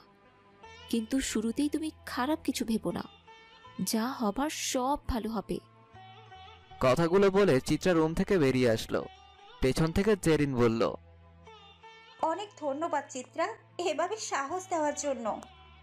চিত্রা মুচকে হাসি দিয়ে চলে। অনেক রাত হয়ে গেছে, এখন আর সাজিদ ভাইয়াকে বিরক্ত করা ঠিক হবে না। কাল সকালে না হয়। চিত্রা রুমের দিকে পা বাড়ালো। চিত্রার কথা শুনে জেরিন মনে মনে ঠিক করলো সে মিহানকে তার মনের কথা জানাবে। পরের দিন সকালে চিত্রার ফোনে একটা আননোন নাম্বার থেকে কল আসলো। আগের ফোন সাগরের বাসায় রেখে এসেছিল, তাই শায়লা চিত্রাকে নতুন একটা ফোন কিনে দিল। আননোন নাম্বার দেখে প্রথমে রিসিভ করেনি। দ্বিতীয়বার রিং হতেই চিত্রা রিসিভ করলো। কথা বলা শেষ করে শায়লার কাছে ছুটে গেল। খালামণি, একটা একটা গুড নিউজ আছে। শায়লা চিত্রার দিকে তাকিয়ে দেখে চিত্রাকে ভীষণ খুশি দেখাচ্ছে। আলহামদুলিল্লাহ, কি খুশির খবর মা? আমি রেকর্ডিং এর সুযোগ পেয়েছি। কিসের রেকর্ডিং? গানের রেকর্ডিং খালামণি। ওনারা আমার গান শুনেছেন, একটু আগে কল দিয়ে বলল ওনাদের নাকি আমার ভয়েস খুব ভালো লেগেছে। আগামীকাল ওনাদের অফিসে গিয়ে দেখা করতে বলেছে। বাহ, এটা তো দারুণ খবর। তুই বস, আমি সাজিদ আর তোর আঙ্কেলকে জানিয়ে আসি। জেরিন অনেক তাড়াতাড়ি ভার্সিটিতে চলে এসেছে। আজ মিহানকে সব কথা বলবে। এভাবে একা একা কষ্ট পাবে না। এসে দেখে আজ সিনিয়রদের বিদায় সংবর্ধনা অনুষ্ঠান। সবাই বেশ সাজগোজ করে এসেছে। রুষা আর রকি এখনো আসেনি। জেরিন গিয়ে মিহানকে খুঁজতে লাগলো, কিন্তু কোথাও পেল না। একজনকে জিজ্ঞেস করে জানতে পারলো মিহান এখনো আসেনি। জেরিন এক কোণায় দাঁড়িয়ে অপেক্ষা করতে লাগলো। কি রে, ক্লাসে না গিয়ে এখানে কি করছিস? ক্লাস তো হবে না মনে হয়, দেখছিস না সাজানো হয়েছে, প্রোগ্রাম আছে। ও, তাহলে তো ভালোই। অনেক দিন পর তিনজন মিলে ঘুরবো। রকিকে বলি তাড়াতাড়ি আসতে। না রে, আমি যাব না। আমার আমার আরেকটা কাজ আছে, তোরা যা। জেরিন রুষাকে না করে দিয়ে লাইব্রেরির দিকে যাচ্ছিল। মিহানকে গাড়ি থেকে নামতে দেখে ওর বুকের ভেতরটা দুরু দুরু করতে লাগলো। এক পা করে এগিয়ে যেতে লাগলো মিহানের দিকে। কেমন এক মিশ্র অনুভূতি হচ্ছে তার মধ্যে। হঠাৎ দেখলো মিহান একটা মেয়ের হাত ধরে গাড়ি থেকে নামতে সাহায্য করছে। গাড়ি থেকে নেমে কিছুটা আসার পর মেয়েটা একটা পাথরের সাথে ধাক্কা খেয়ে পড়ে যাচ্ছিল। মিহান ওকে ধরে ফেলে। আশেপাশে সবাই তাকিয়ে দেখছে। সবাই নিজেদের মধ্যে বলল, এই মেয়ের সাথে মিহানের বিয়ে ঠিক হয়েছে, কয়েকদিন পর ওদের বিয়ে। অথচ জেরিন এসবের কিছুই জানে না। চোখের কার্নিশ বেয়ে কয়েক ফোঁটা অশ্রু গড়িয়ে পড়ল। ভেতরটা ভেঙে চুরমার হয়ে যাচ্ছে। নিজের ভালোবাসার মানুষকে অন্য কারোর সাথে ভাগ করা যায় না। ভালোবাসার মানুষটি একান্তই ব্যক্তিগত। জেরিন আর দেরি না করে ওখান থেকে চলে আসলো। জেরিনের এভাবে চলে আসাটা কারোর চোখে না পড়লেও একজনের চোখ ঠিকই তা লক্ষ্য করেছে। জেরিন বাসায় এসে দরজা বন্ধ করে দিল। তার পৃথিবী বিষাদের ছায়ায় ছেয়ে গেছে। জেরিন নিজেকে সামলাতে পারছে না। রাত পার হলো। দুজনের জীবনে এক নতুন ভোর। কারোর জন্য নতুন করে বাঁচার একমাত্র আশা, আর কারোর জন্য এক বুক হতাশা আর একাকিত্বের অভিশাপ। শায়লা নাস্তা খেয়ে চিত্রাকে নিয়ে গানের স্টুডিওতে গেল। জেরিন রাতে ঘুমায়নি, সারা রাত জেগেছিল।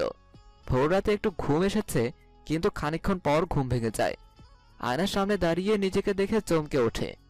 অনেক সময় ধরে মাথাটা ভারী ভারী লাগছে, চোখগুলো বেশ ফুলে গেছে।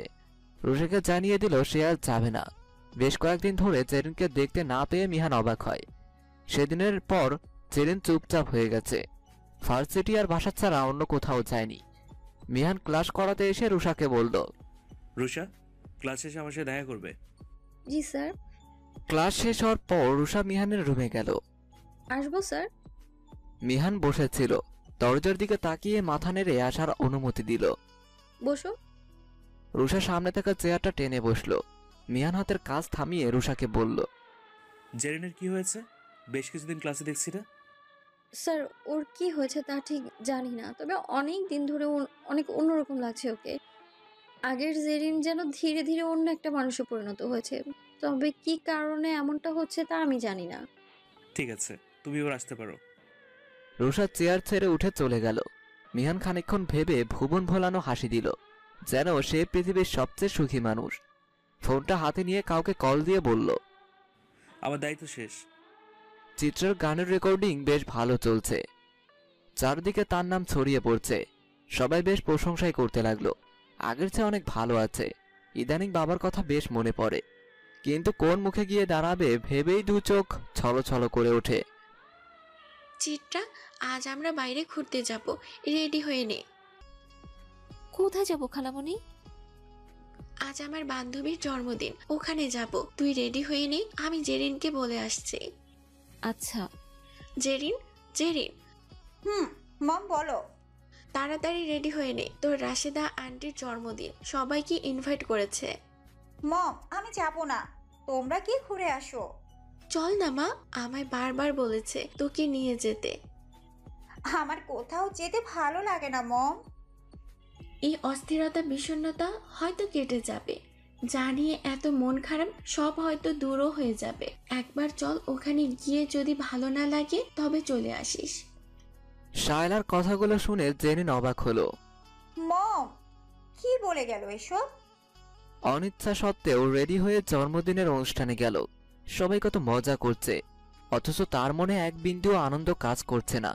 জেরিন সবার মাঝখান থেকে উঠে গিয়ে গার্ডেনের দিকে যাচ্ছিল। একজনের সাথে ধাক্কা খেয়ে পড়ে গেল। মনে মনে তাচ্ছিল্যের হাসি হেসে বলল, একজনের প্রেমে এমন ভাবে পড়েছি, উঠে দাঁড়ানোর শক্তি খুঁজে পাচ্ছি না। এখন আবার মেয়েলি কণ্ঠে একজন বলে ওঠে, সরি, আমি ইচ্ছে করে ধাক্কা দেইনি, প্লিজ কিছু মনে করবেন না। আপনার কোথাও লাগেনি তো? জেরিন উঠে জামা ঠিক করতে করতে সামনে দাঁড়িয়ে থাকা ব্যক্তির দিকে তাকায়। মেয়েটাকে দেখে হকচকিয়ে উঠল জেরিন। এটা তো মিহান স্যারের হবু বউ, এখানে কি করছে? জেরিনকে চুপ করে দাঁড়িয়ে থাকতে দেখে মেয়েটি বলল, আপনি ঠিক আছেন? জেরিন হালকা মাথা নেড়ে বলল, ঠিক আছে। জেরিনের সবকিছু মাথার উপর দিয়ে যাচ্ছে, হিসেবগুলো এলোমেলো হয়ে যাচ্ছে। মাথাটা ঘুরে উঠল। জেরিন নিজেকে ধাতস্থ করে মারিয়াকে বলল, বাবুটা কি আপনার? মারিয়া হেসে বলল, আমার। আপনার হাজবেন্ড? এই যে মাত্র চোখে মুখে বিরক্তি নিয়ে বাবুকে দিয়ে গেল, উনিই আমার পতি। বাবু কান্না করলে সে আর 1 মিনিটও সহ্য করতে পারে না। আমি পাতালে থাকলেও ওখানে গিয়ে বাবুকে দিয়ে আসবে। ওই যে ডাকাডাকি শুরু হয়ে গেছে, আসছি আমি। জেরিন অবাক হয়ে মারিয়ার চলে যাওয়া দেখলো, মনে মনে বলল, এসব কি হচ্ছে আমার সাথে? তবে কি আমি মেহান স্যারকে ভুল বুঝলাম? কি রে, এখানে দাঁড়িয়ে আছিস কেন? ওইদিকে স্টেজে গান নাচ হচ্ছে, একটু পরে কেক কাটা হবে, চল তাড়াতাড়ি। শায়লার কথায় জেরিনের হুঁশ ফিরল। শায়লা জেরিনকে নিয়ে গেল। জেরিনের খুব বোরিং লাগছে। মম, আমার ভালো লাগছে না, আমি বাসায় চলে যাচ্ছি। শায়লা কিছু বলতে যাবে, তার আগে জেরিন সামনের দিকে এগিয়ে যাচ্ছে। এমন সময় শুনতে পেল, মিস জেরিন, আপনি যেখানে থাকুন প্লিজ স্টেজে চলে আসুন। গলাটা জেরিনের খুব চেনা লাগলেও সে পাত্তা দিল না, ভাবলো অন্য কাউকে ডাকা হচ্ছে। 2 পা ফেলতেই আবারও একই কথা শুনতে পেল। জেরিনের এবার সন্দেহ হলো। মনের সন্দেহ দূর করার জন্য সে স্টেজের দিকে গেল। স্টেজে যেতেই সব লাইটস বন্ধ হয়ে গেল। কেউ এসে জেরিনের চোখ বেঁধে দিল। জেরিন খুব ভয় পেয়ে গেল। সে জোরে চিৎকার করতে লাগলো, কিন্তু কারো কোনো সাড়া শব্দ পেল না। জেরিন মনে মনে আল্লাহকে ডাকতে লাগলো। কেউ কানের কাছে ফিসফিস করে বলল, ভয় পেও না প্রেয়সী, আমি তোমার সাথেই আছি। সারা জীবনের জন্য বন্দি করতে এসেছি, নিয়ে যাব তোমায় আমার মনের রাজ্যে। কথাগুলো শুনে জেরিনের আরো বেশি ভয় লাগলো। সিঁড়ি দ্বারা বেয়ে একটা ঠান্ডা বাতাস বয়ে গেল। কেউ জেরিনের হাত ধরে সিঁড়ি বেয়ে স্টেজে নিয়ে গেল। জেরিনকে দাঁড় করিয়ে চোখের বাঁধন খুলে দিল। অন্ধকারে কিছুই দেখা যাচ্ছে না। হঠাৎ লাইট জ্বলে উঠল। জেরিনের ভয় কেটে গেল। তাড়াহুড়ো করে স্টেজ থেকে নামবে এমন সময় পিছন থেকে হাতে টান পড়ল। খাড় ঘুরিয়ে দেখে মিহান হাতে ফুলের তোড়া নিয়ে হাঁটু গেড়ে বসে আছে। জেরিন বড়সড় একটা ধাক্কা খেল। নিজের চোখকে যেন বিশ্বাস হচ্ছে না। আমি অত গুছিয়ে কথা বলতে পারি না, কিভাবে প্রপোজ করতে হয়, ইমপ্রেস করতে হয় তা জানা নেই। আমি তোমার ওই রাগ ভর্তি ঝগড়ুটে মাখা চেহারার প্রেমে পড়ে গেছি। তুমি আমার সারা জীবনে ঝগড়া করার পার্টনার হবে রাজকুমারী। জেরিন মিহানের কথা শুনে মুচকি হাসলো। জেরিনের চোখ দুটো শায়লা আর চিত্রাকে খুঁজে বেড়াচ্ছে। শায়লা আর চিত্রা পাশাপাশি দাঁড়িয়ে জেরিনকে ইশারা দিল। জেরিন তাদের ইশারা বুঝতে পেরে ফুলগুলো হাতে নিল। মিহান জেরিনকে শক্ত করে জড়িয়ে নিল। এই যে এক অদ্ভুত অনুভূতি, হারানো ভালোবাসা ফিরে পাওয়ার আনন্দ স্বর্গ সুখের মতো। মিহান জেরিনকে নিয়ে শায়লার সামনে এসে দাঁড়ালো। শায়লা বলল, মিহান বাবা, তোর কাছে আমার কৃতজ্ঞতার শেষ নেই। তুই না থাকলে আমার মেয়েটার এত পরিবর্তন হতো না। না আন্টি, এমন করে বলো না, আমি তো কিছুই করিনি। জেরিনে তো মিষ্টি একটা মেয়ে, তাকে ভালো না বেশি থাকা যায় না। শায়লা আর মিহানের কথা শুনে জেরিন চোখ বড় বড় করে তাকিয়ে আছে। 1 মিনিট, তোমরা কি একে অপরের চেনো আগে থেকে? শায়লা অট্ট হাসি দিয়ে বলল, পাগলি মেয়ে একটা। মিহান হচ্ছে তোর রাশেদ আন্টির ছেলে। মিহান যখন ক্লাস 7-এ পড়ে তখন ওরা বিদেশ চলে যায়। 2 বছর আগে রাশেদা চলে এসেছে, কিন্তু মিহান তার পড়াশোনার জন্য আসতে পারেনি। রাশেদা তোকে দেখেই পছন্দ করে মিহানের জন্য। আমাকে জানানোর পর আমি বললাম তুই আমার কথায় রাজি হবি না, তাই মিহান তোর কলেজের টিচার হিসেবে জয়েন করে। অবশ্য তোর বাবাও সব জানতো। সব শুনে জেরিনের চক্ষু চড়ক গাছ। এত সব কাণ্ড করলে আমায় একবার জানানোর প্রয়োজন মনে করলে না? যাও তো, কথাই বলবো না তোমাদের সাথে। জেরিন চলে যেতে নিলে রাশেদা এসে বলে, তোমার যাওয়ার সব পথ বন্ধ, বুঝলে? তোমায় আর কোথাও যেতে দেব না। মিহান, এই নেই আংটি, জেরিনকে পরিয়ে দে। মিহান জেরিনকে আংটি পরিয়ে দিল। সবাই তাদের জন্য দোয়া করলো। চল, সবাই খেয়ে নেবে, অনেকক্ষণ ধরে না খেয়ে আছো। চিত্রা মা, আয়। সবাই হাসি মজা করে খাওয়া শেষ করলো। সাজিদ এসে শায়লাকে বলল, মা, আমার এই ফাইলটা তোমার কাছে রাখো, আমার জরুরি কাজ আছে, তুমি এটা বাসায় নিয়ে যেও। ফাইলটা শায়লাকে দিয়ে সাজিদ বেরিয়ে গেল। খাওয়া দাওয়া শেষ করে আড্ডা দিল। রাসু, এবার আমরা রওনা দিই, বুঝলি? অনেক রাত হয়ে গেছে। আজ রাতটা থেকে যাও না। না রে, তোর ভাইজান একা আছে, কখন কি লাগে না লাগে আমায় ছাড়া তো তার চলেই না। শায়লার কথায় রাশেদা হেসে বলল, বিয়ের এত বছর পরও ভাইজান তোমায় চোখে হারায়। যা বলেছিস। আচ্ছা, এবার আমরা আসি। শায়লা চিত্রা আর জেরিনকে নিয়ে বাসায় এলো। শায়লা আর জেরিন ভেতরে চলে গেল। চিত্রা নেমে বাসায় ঢুকবে, তখনই ড্রাইভার বলল, ম্যাডাম এই ফাইলটা বড় ম্যাডামের গাড়িতে রেখে গেছে। চিত্রা বুঝতে পারলো এটা সাজিদের সেই ফাইলটা। ড্রাইভারের হাত থেকে ফাইলটা নিয়ে সাজিদের স্টাডি রুমের দিকে গেল। সাজিদ কাউকে এ রুমে ঢুকতে দেয় না। সায়রা চিত্রাকেও বলেছে এ রুমে না আসতে, কিন্তু চিত্রার খুব কৌতূহল।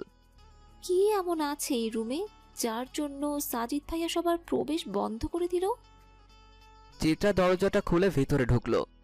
রুমের একপাশে ছোটখাটো একটা লাইব্রেরি, হরেক রকমের বই সাজানো আছে। টেবিলের উপর কতগুলো ফাইল এলোমেলো করে রাখা। রুমটা খুব সুন্দর, তবে সংরক্ষিত করে রাখার মতো কিছুই চোখে পড়ল না। তার হাতে থাকা ফাইলটা টেবিলের একপাশে রেখে চলে আসছে, হঠাৎ সামনে একটা কাগজের টুকরো চোখে পড়ল। সাজিদের কোনো দরকারি কাগজ ভেবে চিত্রা কাগজটি হাতে নিল। কাগজটা হাতে নিয়ে চিত্রার পায়ের তলা থেকে মাটি সরে যাচ্ছিল। বিড়বিড় করে বলতে লাগলো, এটা কিছুতেই হতে পারে না। চিত্রার মনে হচ্ছে সে কোনো দুঃস্বপ্ন দেখছে। ঘুম ভাঙলে সবকিছু ঠিক হয়ে যাবে। হঠাৎ কারোর পায়ের আওয়াজ পেল। চিত্রা ঠায় দাঁড়িয়ে রইল। নড়াচড়া করে এক ফোঁটা শক্তি নেই, যেন এক নিমিষে সব শক্তি ফুরিয়ে গেল। তুমি এই রুমে কি করছো? মা তোমায় বলেনি এই রুমে আমি ছাড়া আর কেউ আসতে পারবে না? সাজিদের কথায় চমকে উঠল চিত্রা। ভয়ঙ্কর রেগে গেল। চিত্রা এই সাজিদকে চিনতে পারছে না। চিত্রা বুঝতে পারছে কেন এই রুমে ঢোকা বারণ সবার। সাজিদ বলল, শোনো মেয়ে, আর কখনো এই রুমে আর আশেপাশে যেন না দেখি, তাহলে কিন্তু। চিত্রার চোখ থেকে টপ টপ করে পানি পড়তে লাগলো। চিত্রার চোখের পানির দেখে সাজিদ নিজেকে কন্ট্রোল করার চেষ্টা করে। এভাবে রেগে যাওয়া ঠিক হয়নি, বুঝিয়ে বললেই হতো। কথায় কথায় এত পানি আসে কোথা থেকে? চোখের পাশে কি সমুদ্র আছে? সাজিদ ভাইয়া, আপনি সবাইকে মিথ্যে বলে বেড়াচ্ছেন। চিত্রার কথায় সাজিদের বুক কেঁপে ওঠে। চিত্রা কি সব জেনে ফেলেছে? না, আগে জানতে হবে সে কতটা জানে। আমায় কি মিথ্যাবাদী মনে হয়? চিত্রা সাজিদের দিকে কাগজটা বাড়িয়ে দিয়ে বলল, এটাই তার প্রমাণ। সাজিদ কাগজটা হাতে নিয়ে দেখে ডক্টরের প্রেসক্রিপশন। সাজিদ ঘাবড়ে গেল। এটা আমার নয়, একটা ফ্রেন্ডের। প্লিজ সাজিদ ভাইয়া, আর মিথ্যে বলবেন না। আপনার ফ্রেন্ডের হলে আপনার নাম কেন দেয়া বলতে পারবেন? আমায় কি এতই বোকা মনে হয় আপনার? সাজিদ বুঝতে পেরেছে আর লুকিয়ে লাভ নেই, সব প্রকাশ করার সময় এসে গেছে। একদিন না একদিন তো সবাই জানবেই। সে জানানোটা না হয় চিত্রাকে দিয়ে শুরু হোক। সাজিদ চিত্রাকে বলল, তোমার উপর অনেক ধকল গেছে সারাদিন, রেস্ট নিতে পারোনি। ওই সোফায় গিয়ে বসো। সাজিদ ভাইয়া, কথা ঘোরাবেন না। আপনি আমায় সবটা বলুন, আমি শুনতে চাই। জেরিন বারান্দায় বসে আজকের ঘটনাগুলো নিয়ে ভাবছে। হঠাৎ ফোনে একটা নোটিফিকেশন এলো। ফোনটা হাতে নিয়ে দেখে একটা আননোন নাম্বার থেকে মেসেজ এসেছে। রাজকন্যা, তোমার জন্য নিচে অপেক্ষা করছি, তাড়াতাড়ি নিচে চলে আসো। জেরিন দেরি না করে নিচে গেল। দরজাটা খুলে দেখে মিহান গাড়িতে হালান দিয়ে দাঁড়িয়ে আছে। জেরিনকে দেখে মিহান মুচকি হাসি দিল। এত রাতে এখানে কি করছো? তোমার দেখতে ইচ্ছে করছে খুব। তাই বলে এত রাতে? ওদিকে সবাই খোঁজাখুঁজি করলে। কেউ খুঁজবে না, চলো গিয়ে একটু বসি। জেরিন গার্ডেনের বেঞ্চে বসলো। মিহান এসে তার কোলে শুয়ে পড়ল। পাগল একটা। জেরিন মিহানের মাথায় হাত বুলিয়ে দিতে দিতে বলল, তোমায় একটা কথা জিজ্ঞেস করব মিহান। শুধু একটা করবে? আমি তো ভাবলাম তুমি কথার ফুলঝুরি রেখেছো। আমি আসলে সব কথা গালি সাজিয়ে বসবে। তুমি কি জানতে আমি তোমায় পছন্দ করতাম? জানতাম।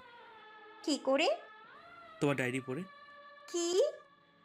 মায়াবতী, তোমার ডায়েরি। ওটা তো হারিয়ে গেছে অনেক দিন আগে। তুমি কিভাবে পেলে? আমি ভার্সিটিতে জয়েন করার এক মাস পর একদিন তুমি আর তোমার ফ্রেন্ডরা মিলে একটা রেস্টুরেন্টে খেতে গিয়েছিলে। ভাগ্যক্রমে আমিও সেই রেস্টুরেন্টে আমার এক আঙ্কেলের সাথে দেখা করতে যাই। আমি দূর থেকে তোমাদের দেখতে পাই। তোমরা খাওয়া দাওয়া শেষ করে বিল দিয়ে চলে গিয়েছিলে। টেবিল ওপর ডায়েরিতে দেখে ওয়েটার তোমাদের পেছনে দৌড়ে যায়, কিন্তু ততক্ষণে তোমাদের গাড়ি ধরাছোঁয়ার বাইরে। আঙ্কেল যখন ওয়াশরুমে যায়, আমি ওয়েটারের থেকে ডায়েরি নিয়ে ব্যাগে রেখে দিই।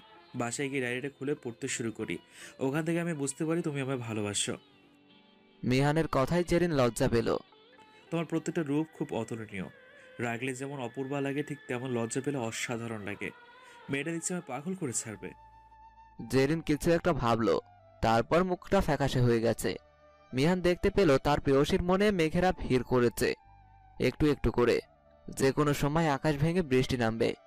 মিহান জেরিনের কোল থেকে মাথা উঠিয়ে মুখোমুখি বসল। দুহাত দিয়ে জেরিনের গালটা ধরে বলল, কি হয়েছে আমার রানী অমরপলিটার? তার চাঁদপানা মুখটায় অভিমানের ছায়া কেন? জেরিন অন্য পাশ ফিরে চোখে জমে থাকা অশ্রুটা মুছে নিল। মিহানের খারাপ লাগলো। হঠাৎ মেয়েটার মন খারাপ হলো কেন? জেরিন নিজেকে একটু সামলিয়ে নিয়ে বলল, তুমি যদি তখনই বুঝতে পেরেছো আমি তোমায় কতটা চাই, তাহলে সেদিন অনুষ্ঠানে তুমি ওই মেয়েটার হাত ধরলে কেন? জেরিনের কথায় মিহান জোরে জোরে হাসতে শুরু করলো। এতক্ষণে জেরিনের অভিমানের কারণটা বুঝতে পারল। ও পড়ে যাচ্ছিল, তুমি অমন করে ওকে ধরলে কেন? জানো, সেদিন সবাই বলা বলি করছিল ওই মেয়ের সাথে তোমার বিয়ে ঠিক হয়েছে। আর তুমি সে শুনে বাসায় এসে খুব কান্না করেছো, তাই তো? জানো মিহান, মেয়েরা খুব অদ্ভুত। যত খারাপ বাজে মেয়ে হোক না কেন, সে নিজের ভালোবাসার মানুষকে অন্য কারোর সাথে ভাগ করতে পারে না। অন্য কারোর সাথে দেখা তো দূর, অন্য কারোর মুখে নিজের মানুষটার কথা শুনলে গুমড়ে গুমড়ে মরে। আমিও যে ঠিক তেমনই। যে মানুষটা আমার, সে শুধুই আমার হয়ে থাকবে। আমার সাথে থেকে অন্য কারোর কথা বলবে, এটা আমার একদম সহ্য হয় না। সেদিনও ঠিক তাই হয়েছে। আমি মারিয়ার সাথে তোমায় দেখে দৌড়ে চলে এসেছি। ওই মুহূর্তগুলো দেখার মতো সাহস আমার ছিল না। বোকামে। মারিয়া কে তুমি জানো? না তো, এই জন্য জিজ্ঞেস করলাম কে ও? ও হচ্ছে আমার দুই সম্পর্কে বোন। ওই যে বললাম আমি একটা আঙ্কেলের সাথে রেস্টুরেন্টে দেখা করতে গিয়েছিলাম, ওনার মেয়ে। একটা বিষয় ভাবাচ্ছে, সেদিন ওর মধ্যে প্রেগন্যান্সির কোনো লক্ষণ দেখতে পাইনি। কাল অনুষ্ঠানে দেখি ওর তো একটা বাবু আছে, কিভাবে সম্ভব? মারিয়ার কোলে তুমি যে বাবুটাকে দেখেছো, ওটা ওর বড় বোনের মেয়ে। বাবু হওয়ার সময় মারিয়ার বড় বোন মারা যায়। বাবুটার বাবা দেশের বাইরে থাকে। মারিয়া ওর হাজবেন্ড বাবুটাকে নিজের পরিবারে বড় করছে। মারিয়া আমাদের ভার্সিটি থেকে পড়াশোনা করছে। সেদিন মারিয়াদের বিদায় সম্বোধনা ছিল। আসার সময় ওর গাড়ি খারাপ হয়ে যায়, তাই ওকে একটু লিফট দিয়েছিলাম। ব্যাস এইটুকুই। জেরিন মিহানের বুকে মাথা রেখে চোখ বন্ধ করে থাকলো। কিছুদিনের মধ্যেই জেরিন আর মিহানের বিয়ে হয়ে গেল। বিয়ের ঠিক 3 দিন পর সাজিদ সকালে এসে শায়লাকে বলল, মা, আমি কালকে লন্ডনে যাচ্ছি। এখানকার সব কাজ শেষ হয়ে গেছে, এবার ওখানে গিয়ে বাকিটা গোছাতে হবে। সাজিদ, তোর চোখ মুখের এই অবস্থা কেন বাবা? কয়েকদিন ধরে দেখছি কেমন যেন শুকিয়ে গেছিস, চোখ মুখের ক্লান্ত ইচ্ছা। কি হয়েছে তোর বাবা? তুই কি কিছু লুকাচ্ছিস? আমার মনটা খুব কু ডাকছে। মনে হচ্ছে আমি আমার একটা অংশ হারিয়ে ফেলছি ধীরে ধীরে। বাবা বল আমায় কি হয়েছে? সাজিদ ঠোঁটে মিথ্যে হাসির রেখা টেনে বলল, কিচ্ছু হয়নি তো মা, দেখো তোমার ছেলে একদম ঠিক আছে। শোনো, দুপুরে আমার কিছু অতিথি আসবে, তুমি সব অ্যারেঞ্জ করে রেখো। সাজিদ বেরিয়ে গেল। শায়লার মন থেকে খুঁতখুতটা কিছুতেই দূর হচ্ছে না। সাজিদের কথা মতো শায়লা সব সাজিয়ে গুছিয়ে নিল। সাজিদ কল দিয়ে শায়লাকে বলল, মা, বাবাকে বলো বাসায় থাকতে, আমি ওনাদের নিয়ে আসছি। বসার ঘরে থমথমে পরিবেশ, কারোর মুখে কোনো কথা নেই। সাজিদ বলল, দেখো, তোমাদের মধ্যে যা হয়েছে সেটা অনেক বছর আগে। আমার মনে হয় সে রাগ অভিমান ধরে রাখা উচিত নয়। এবার তা শেষ করো। আমি চলে যাওয়ার আগে একটা হাসি খুশি পরিবার দেখে যেতে চাই। শায়লা বলে, তুই চলে যাওয়ার আগে মানে তুই কি একেবারে জন্য চলে যাচ্ছিস নাকি? শোন সাজিদ, তুই যাচ্ছিস ভালো কথা, কিন্তু খুব তাড়াতাড়ি ফিরে আসবি, নইলে কিন্তু যেতে দেব না। আনোয়ার আর মিনহাজ চুপচাপ বসে আছে। তোমরা কি এমন চুপ করে থাকবে? বাবা, আমার ছোটবেলায় সামান্য একটা দুর্ঘটনার জন্য তোমরা কথা বলা বন্ধ করে দিয়েছো। আমি এখন বড় হয়ে গেছি, কিন্তু তোমাদের মধ্যকার মনোমালিন্য এখনো দূর হয়নি। আমি মিনহাজ আঙ্কেলকে রাজি করিয়েছি। বাবা প্লিজ, তুমি আর রাগ করে থেকো না। আনোয়ার সাহেব বসা থেকে উঠে দাঁড়ালো। মিনহাজ নিচের দিকে তাকিয়ে আছে। মনের মধ্যে এক ধরনের ভীতি কাজ করছে। যদি আনোয়ার সাহেব অপমান করেন, ভীত সন্ত্রস্ত হয়ে বলল, সাজিদ, আমরা বরং আজ আসি। আমি চাই না আমার জন্য তোমাদের পরিবারে কোনো ঝামেলা হোক। তোমরা ভালো থেকো। আসছি শায়লা আপা। ভাইজান, এভাবে চলে যাবেন না। আপনারা যদি আমার বাড়ি থেকে খালি মুখে চলে যান, তবে আমার খুব খারাপ লাগবে। আপা, অন্য একদিন আসবো। মা চলো। মিনহাজ সাহেব কথাগুলো বলে দরজার দিকে পা বাড়ালো। দাঁড়াও মিনহাজ। আনোয়ার সাহেবের গম্ভীর গলা শুনে পা চালানো বন্ধ করে দিল। আনোয়ার সাহেব এক পা দু পা করে মিনহাজ সাহেবের দিকে এগিয়ে গেল। নিচের দিকে তাকিয়ে থাকা লোকদের আমি পছন্দ করি না।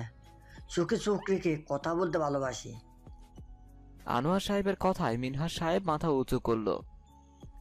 আমাদের মধ্যে যা হয়েছে আমি সেই সব কিছু মনে রাখিনি। সেদিন ক্ষমতার অর্থের দম্ভে আমি অন্ধ হয়েছিলাম। মানুষকে মানুষ মনে করতাম না। আমি তোমাদের খুব অসম্মান করেছি। একজনের কাছে ক্ষমা চাওয়ার কোনো সুযোগ পাইনি। তুমি আমায় ক্ষমা করে দাও মিনহাজ। এমন করে বলবেন না ভাইজান, আপনার কোনো দোষ ছিল না। আপনার জায়গায় আমি হলেও আমি একই আচরণ করতাম। আনোয়ার সাহেব মিনহাজ সাহেবকে বুকে টেনে নিলেন। শায়লা চোখ দুটো ছলছল করছে। আজ যদি চুমকি বেঁচে থাকতো কতই না খুশি হতো। আনোয়ার মিনহাজের হাত ধরে পাশে বসালো। সাজিদের খুব ভালো লাগছে। একটু একটু করে সব ইচ্ছা পূরণ হচ্ছে। চিত্রার আজ শেষ গানের প্রোগ্রাম ছিল। কাল থেকে কিছুদিনের জন্য অবসর নেবে। প্রোগ্রাম শেষ করে বাসায় এসে দেখে তার বাবা আর দাদিমা বসে আছে। ওদের দেখে চিত্রার মনটা খুশিতে ভরে উঠল। কতদিন পর বাবা আর দাদিমাকে দেখছে। আনোয়ারের কথা ভেবে চিত্রার খুব ভয় লাগলো। ভয়ে হাত পা কাঁপছে। কিরে ওখানে দাঁড়িয়ে আছিস কেন? আয় এদিকে। শায়লার কথায় হকচকিয়ে উঠল চিত্রা। চিত্রার দাদিমা ছুটে এসে চিত্রাকে জড়িয়ে ধরে কান্না করে দিল। দাদিমার চোখের পানি মুছে বলল, দাদিমা, আমি অনেক বড় একটা ভুল করেছি, তুমি আমায় মাফ করে দিও। এমন করে বলিস না বুবু, তুই কোনো ভুল করিসনি। আল্লাহ যা করে ভালোর জন্যই করে। অতীতের কোনো কিছু নিয়ে কখনো আফসোস করবি না। শুধু ভুল থেকে শিক্ষা নিয়ে এগিয়ে যেতে হয়। যা বাবার কাছে যা। বাবা, ও বাবা, আমায় কি তুমি মাফ করবে না বাবা? আমি তো তোমার খুব খারাপ মেয়ে। তোমার সব সময় কষ্ট দিয়েছি, তোমার অবাধ্য হয়েছি। আমার সেই অবাধ্যতার জেদ ধরার শাস্তি পেয়ে গেছি বাবা। কথা বলো না বাবা। মা, ওকে বলো আমার সামনে থেকে চলে যেতে। এতদিন পরেও কোন মুখের সামনে এসেছে? ওর জীবনের সব থেকে খারাপ সময় কি বাবার বুকে ঠাঁই নেওয়া যেত না? আমি কি তার এতটা খারাপ বাবা? আমায় কি একটু ভরসা করা যেত না? আমার ভুল হয়ে গেছে বাবা, প্লিজ তুমি আর রাগ করে থেকো না। আমায় মারো, শাসন করো, যা খুশি শাস্তি দাও, কিন্তু কথা বলা বন্ধ করো না। চিত্রা মিনহাজ সাহেবের সামনে গিয়ে দাঁড়ালো। চিত্রার খুব কান্না পাচ্ছে। মিনহাজের চোখ দুটো ভিজে গেছে। মেয়েকে জড়িয়ে নিল পরম যত্নে। এতগুলো দিন পর বাবার স্পর্শ পেল। হু করে কেঁদে উঠল। জমানো কষ্ট আর যন্ত্রণাগুলো যেন নিংড়ে বের হয়ে আসছে। প্রতিটা সন্তানের কাছে বাবা বড় বৃক্ষের ন্যায়। সকল ঝড়, দুঃখ, কষ্ট থেকে সন্তানদের প্রতিনিয়ত রক্ষা করে যায়।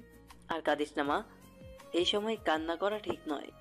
আনোয়ার সাহেব চিত্রার মাথায় হাত বুলিয়ে বলল, তোর কোনো চিন্তা নেই মা, তোর দুই বাবা তোর সাথে আছে।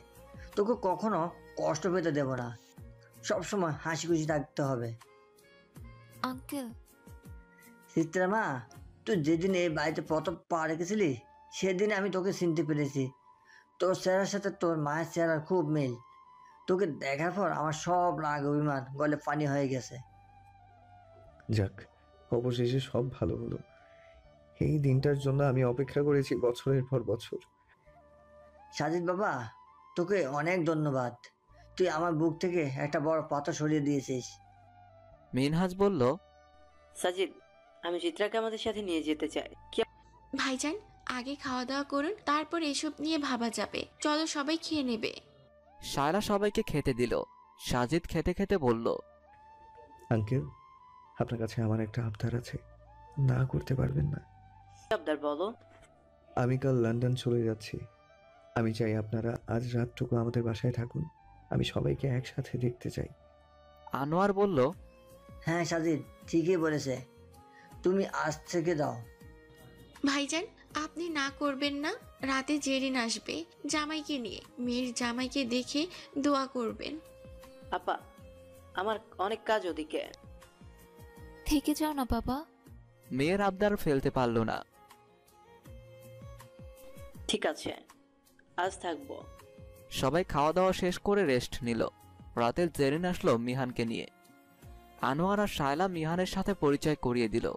পরের দিন সকালবেলায় সাজিদ রেডি হয়ে চিত্রার রুমে এলো। চিত্রা, আসবো? হ্যাঁ সাজিদ ভাইয়া, আসুন। সাজিদ বলল, চিত্রা, আমি জানি না আমি কখনো ফিরতে পারবো কিনা। আমি যদি কখনো তোমার মনে কষ্ট দিয়ে থাকি তবে আমায় ক্ষমা করে দিও।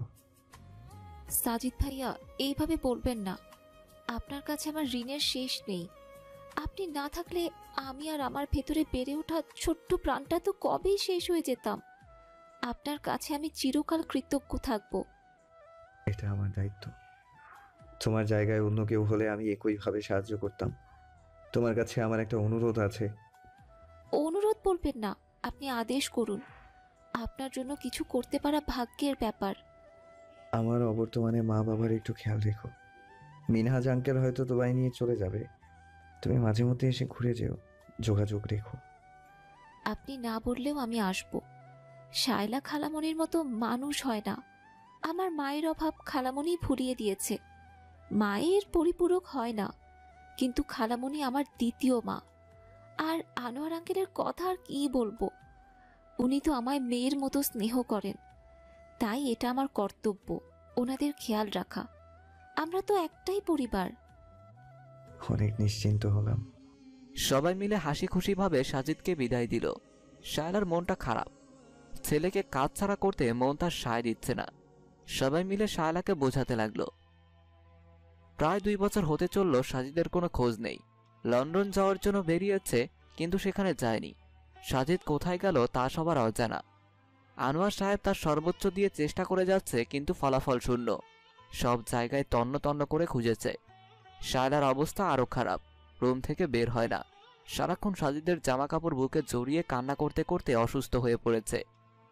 একদিকে ছেলে, অন্যদিকে স্ত্রী অসুস্থতায় আনোয়ার সাহেব একটু একটু করে ভেঙে ঘুরিয়ে যেতে লাগলো। চিত্রা, জেরিন আর মিহান সবসময় সাহস জুগিয়েছে। হঠাৎ একদিন আনোয়ার সাহেব সোফায় বসে পুলিশ অফিসারের সাথে কথা বলছে। অধৈর্য হয়ে চিৎকার চেঁচামেচিতে করতে লাগলো। ফোন রেখে কান্নায় ভেঙে পড়লেন। পুরুষ সহজে কাঁদে না। পরিস্থিতি তাকে পাথরের ন্যায় কঠিন আবরণে মুড়িয়ে নেয়। কলিং বেলের শব্দে চোখের পানি মুছে নিল। শেফালি, শেফালি। জি বড় সাহেব বলুন। কে এসেছেন দেখো তো, দরজাটা খুলে দাও। শেফালি গিয়ে দরজা খুলে চিৎকার শুরু করলো। বড় সাহেব দেখে যান তাড়াতাড়ি। আনোয়ার ছুটে আসলো। কি হলো শেফালি, এমন চিৎকার করলে? সাজিদ বাবা। আনোয়ার দৌড়ে সাজিদকে জড়িয়ে ধরল। অশ্রু যেন বাঁধ মানছে না। হারানো ছেলেকে ফিরে পেয়ে খুশিতে আত্মহারা হয়ে গেছে। বাবা, কোথায় ছিলি এতদিন? একবার জন্য কি আমাদের কথা মনে পড়েনি? এত পাষাণ কি করে হতে পারলে? তোর খোঁজ না পেয়ে আমাদের কি অবস্থা হয়েছে বোঝাতে পারবো না। তোর মা দিন রাত তোর স্মৃতি আঁকড়ে মরার মতো বিছানায় পড়ে আছে। শান্ত হও বাবা, আমি সব বলবো। মা কোথায়? তোর আম্মু অসুস্থ। সাজিদ শায়লার রুমে গেল। মাথার কাছে বসে হাত বুলিয়ে দিতে দিতে বলল, মা, ও মা, তোমার এই কি অবস্থা হয়েছে? ছেলের স্পর্শ পেয়ে শায়লা উঠে বসতে চাইল, কিন্তু পারল না। শায়লার এমন অবস্থা দেখে সাজিদের চোখে পানি টলমল করতে লাগলো। ধীরে ধীরে শায়লাকে বসিয়ে আদুরে গলায় বলল, মা দেখো, তোমার ছেলে ফিরে এসেছে। শায়লা একটু একটু করে শক্তি পাচ্ছিল। সাজিদকে জড়িয়ে ধরে খুব কান্না করলো। প্লিজ মা, কান্না করো না, আমি চলে এসেছি তোমার কাছে, আর কখনো তোমায় ছেড়ে যাব না। সাজিদ শায়লাকে শান্ত করলো। ছেলে ফিরে আসায় শায়লা অনেকটা সুস্থতা বোধ করলো। শায়লার সেবা যত্ন করার জন্য আনোয়ার সাহেব একজন নার্স রেখেছেন। নার্স বলল, ওনার এখন ওষুধ খাওয়ার সময়, তারপর বিশ্রাম নিতে হবে। আমার ছেলে চলে এসেছে, এখন আমি পুরোপুরি সুস্থ। ওসব কড়া কড়া ওষুধ আর খাবো না। না ম্যাডাম, ওষুধ খেতে হবে, নাইলে আপনি আবার অসুস্থ হয়ে যাবেন। নার্সের কথা শুনে সাজিদ শায়লাকে বুঝিয়ে ওষুধ খাইয়ে ঘুম পাড়িয়ে দিল। তারপর নিচে নেমে আনোয়ার সাহেবের কাছে গিয়ে বলল, বাবা, তোমাদের অনেক কিছু বলার আছে, আমি সব জানাতে চাই। আমরা শুনবো বলে অধীর আগ্রহে অপেক্ষা করে আছি।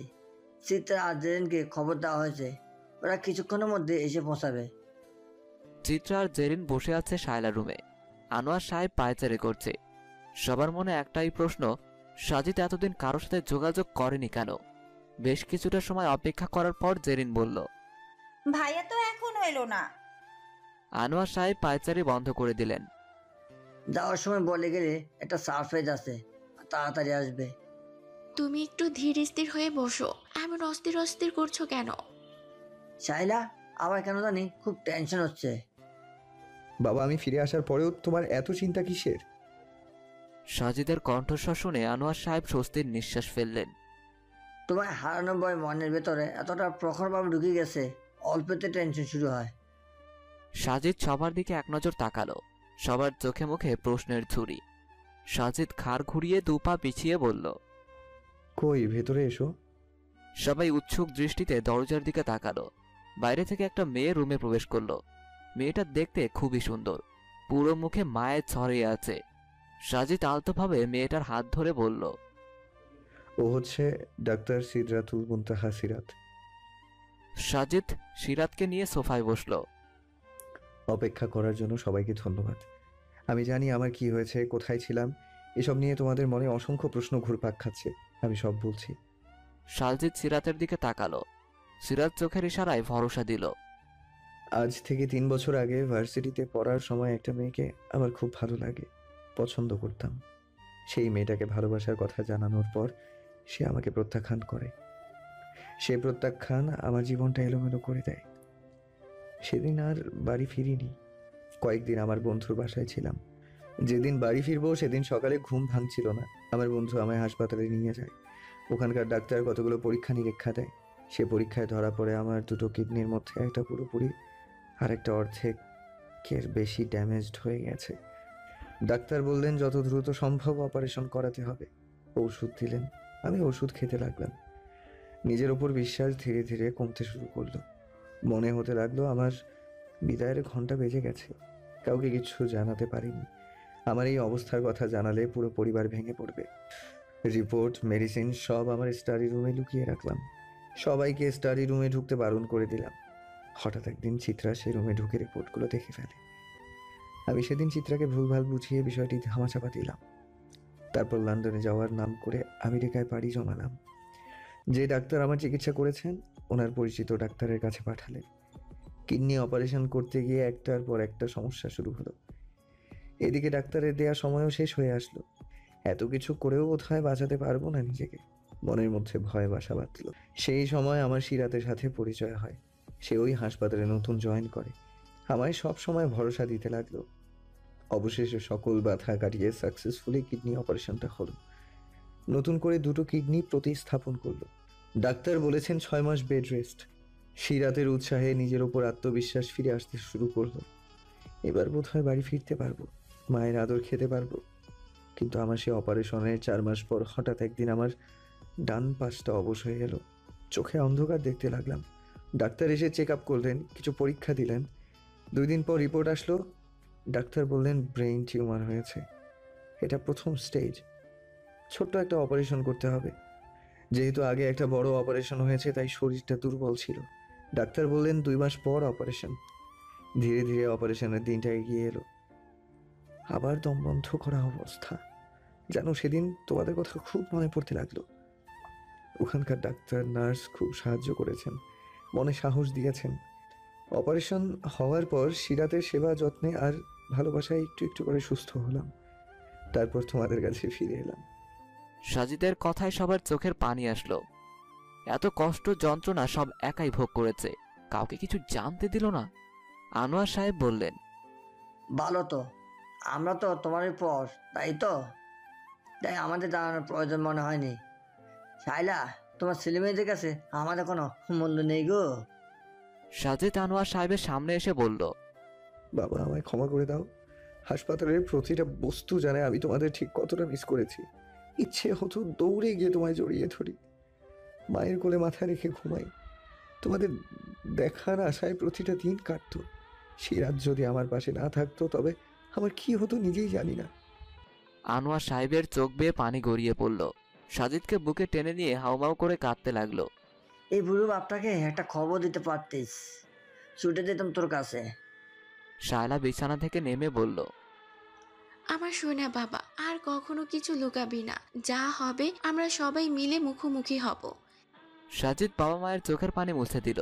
সেরিন বলল, ভাইয়া, আল্লাহর কাছে হাজার হাজার শুক্রিয়া, তোকে ফিরে পেয়েছি। মা, তোমাদের আরেকটা কথা বলার আছে।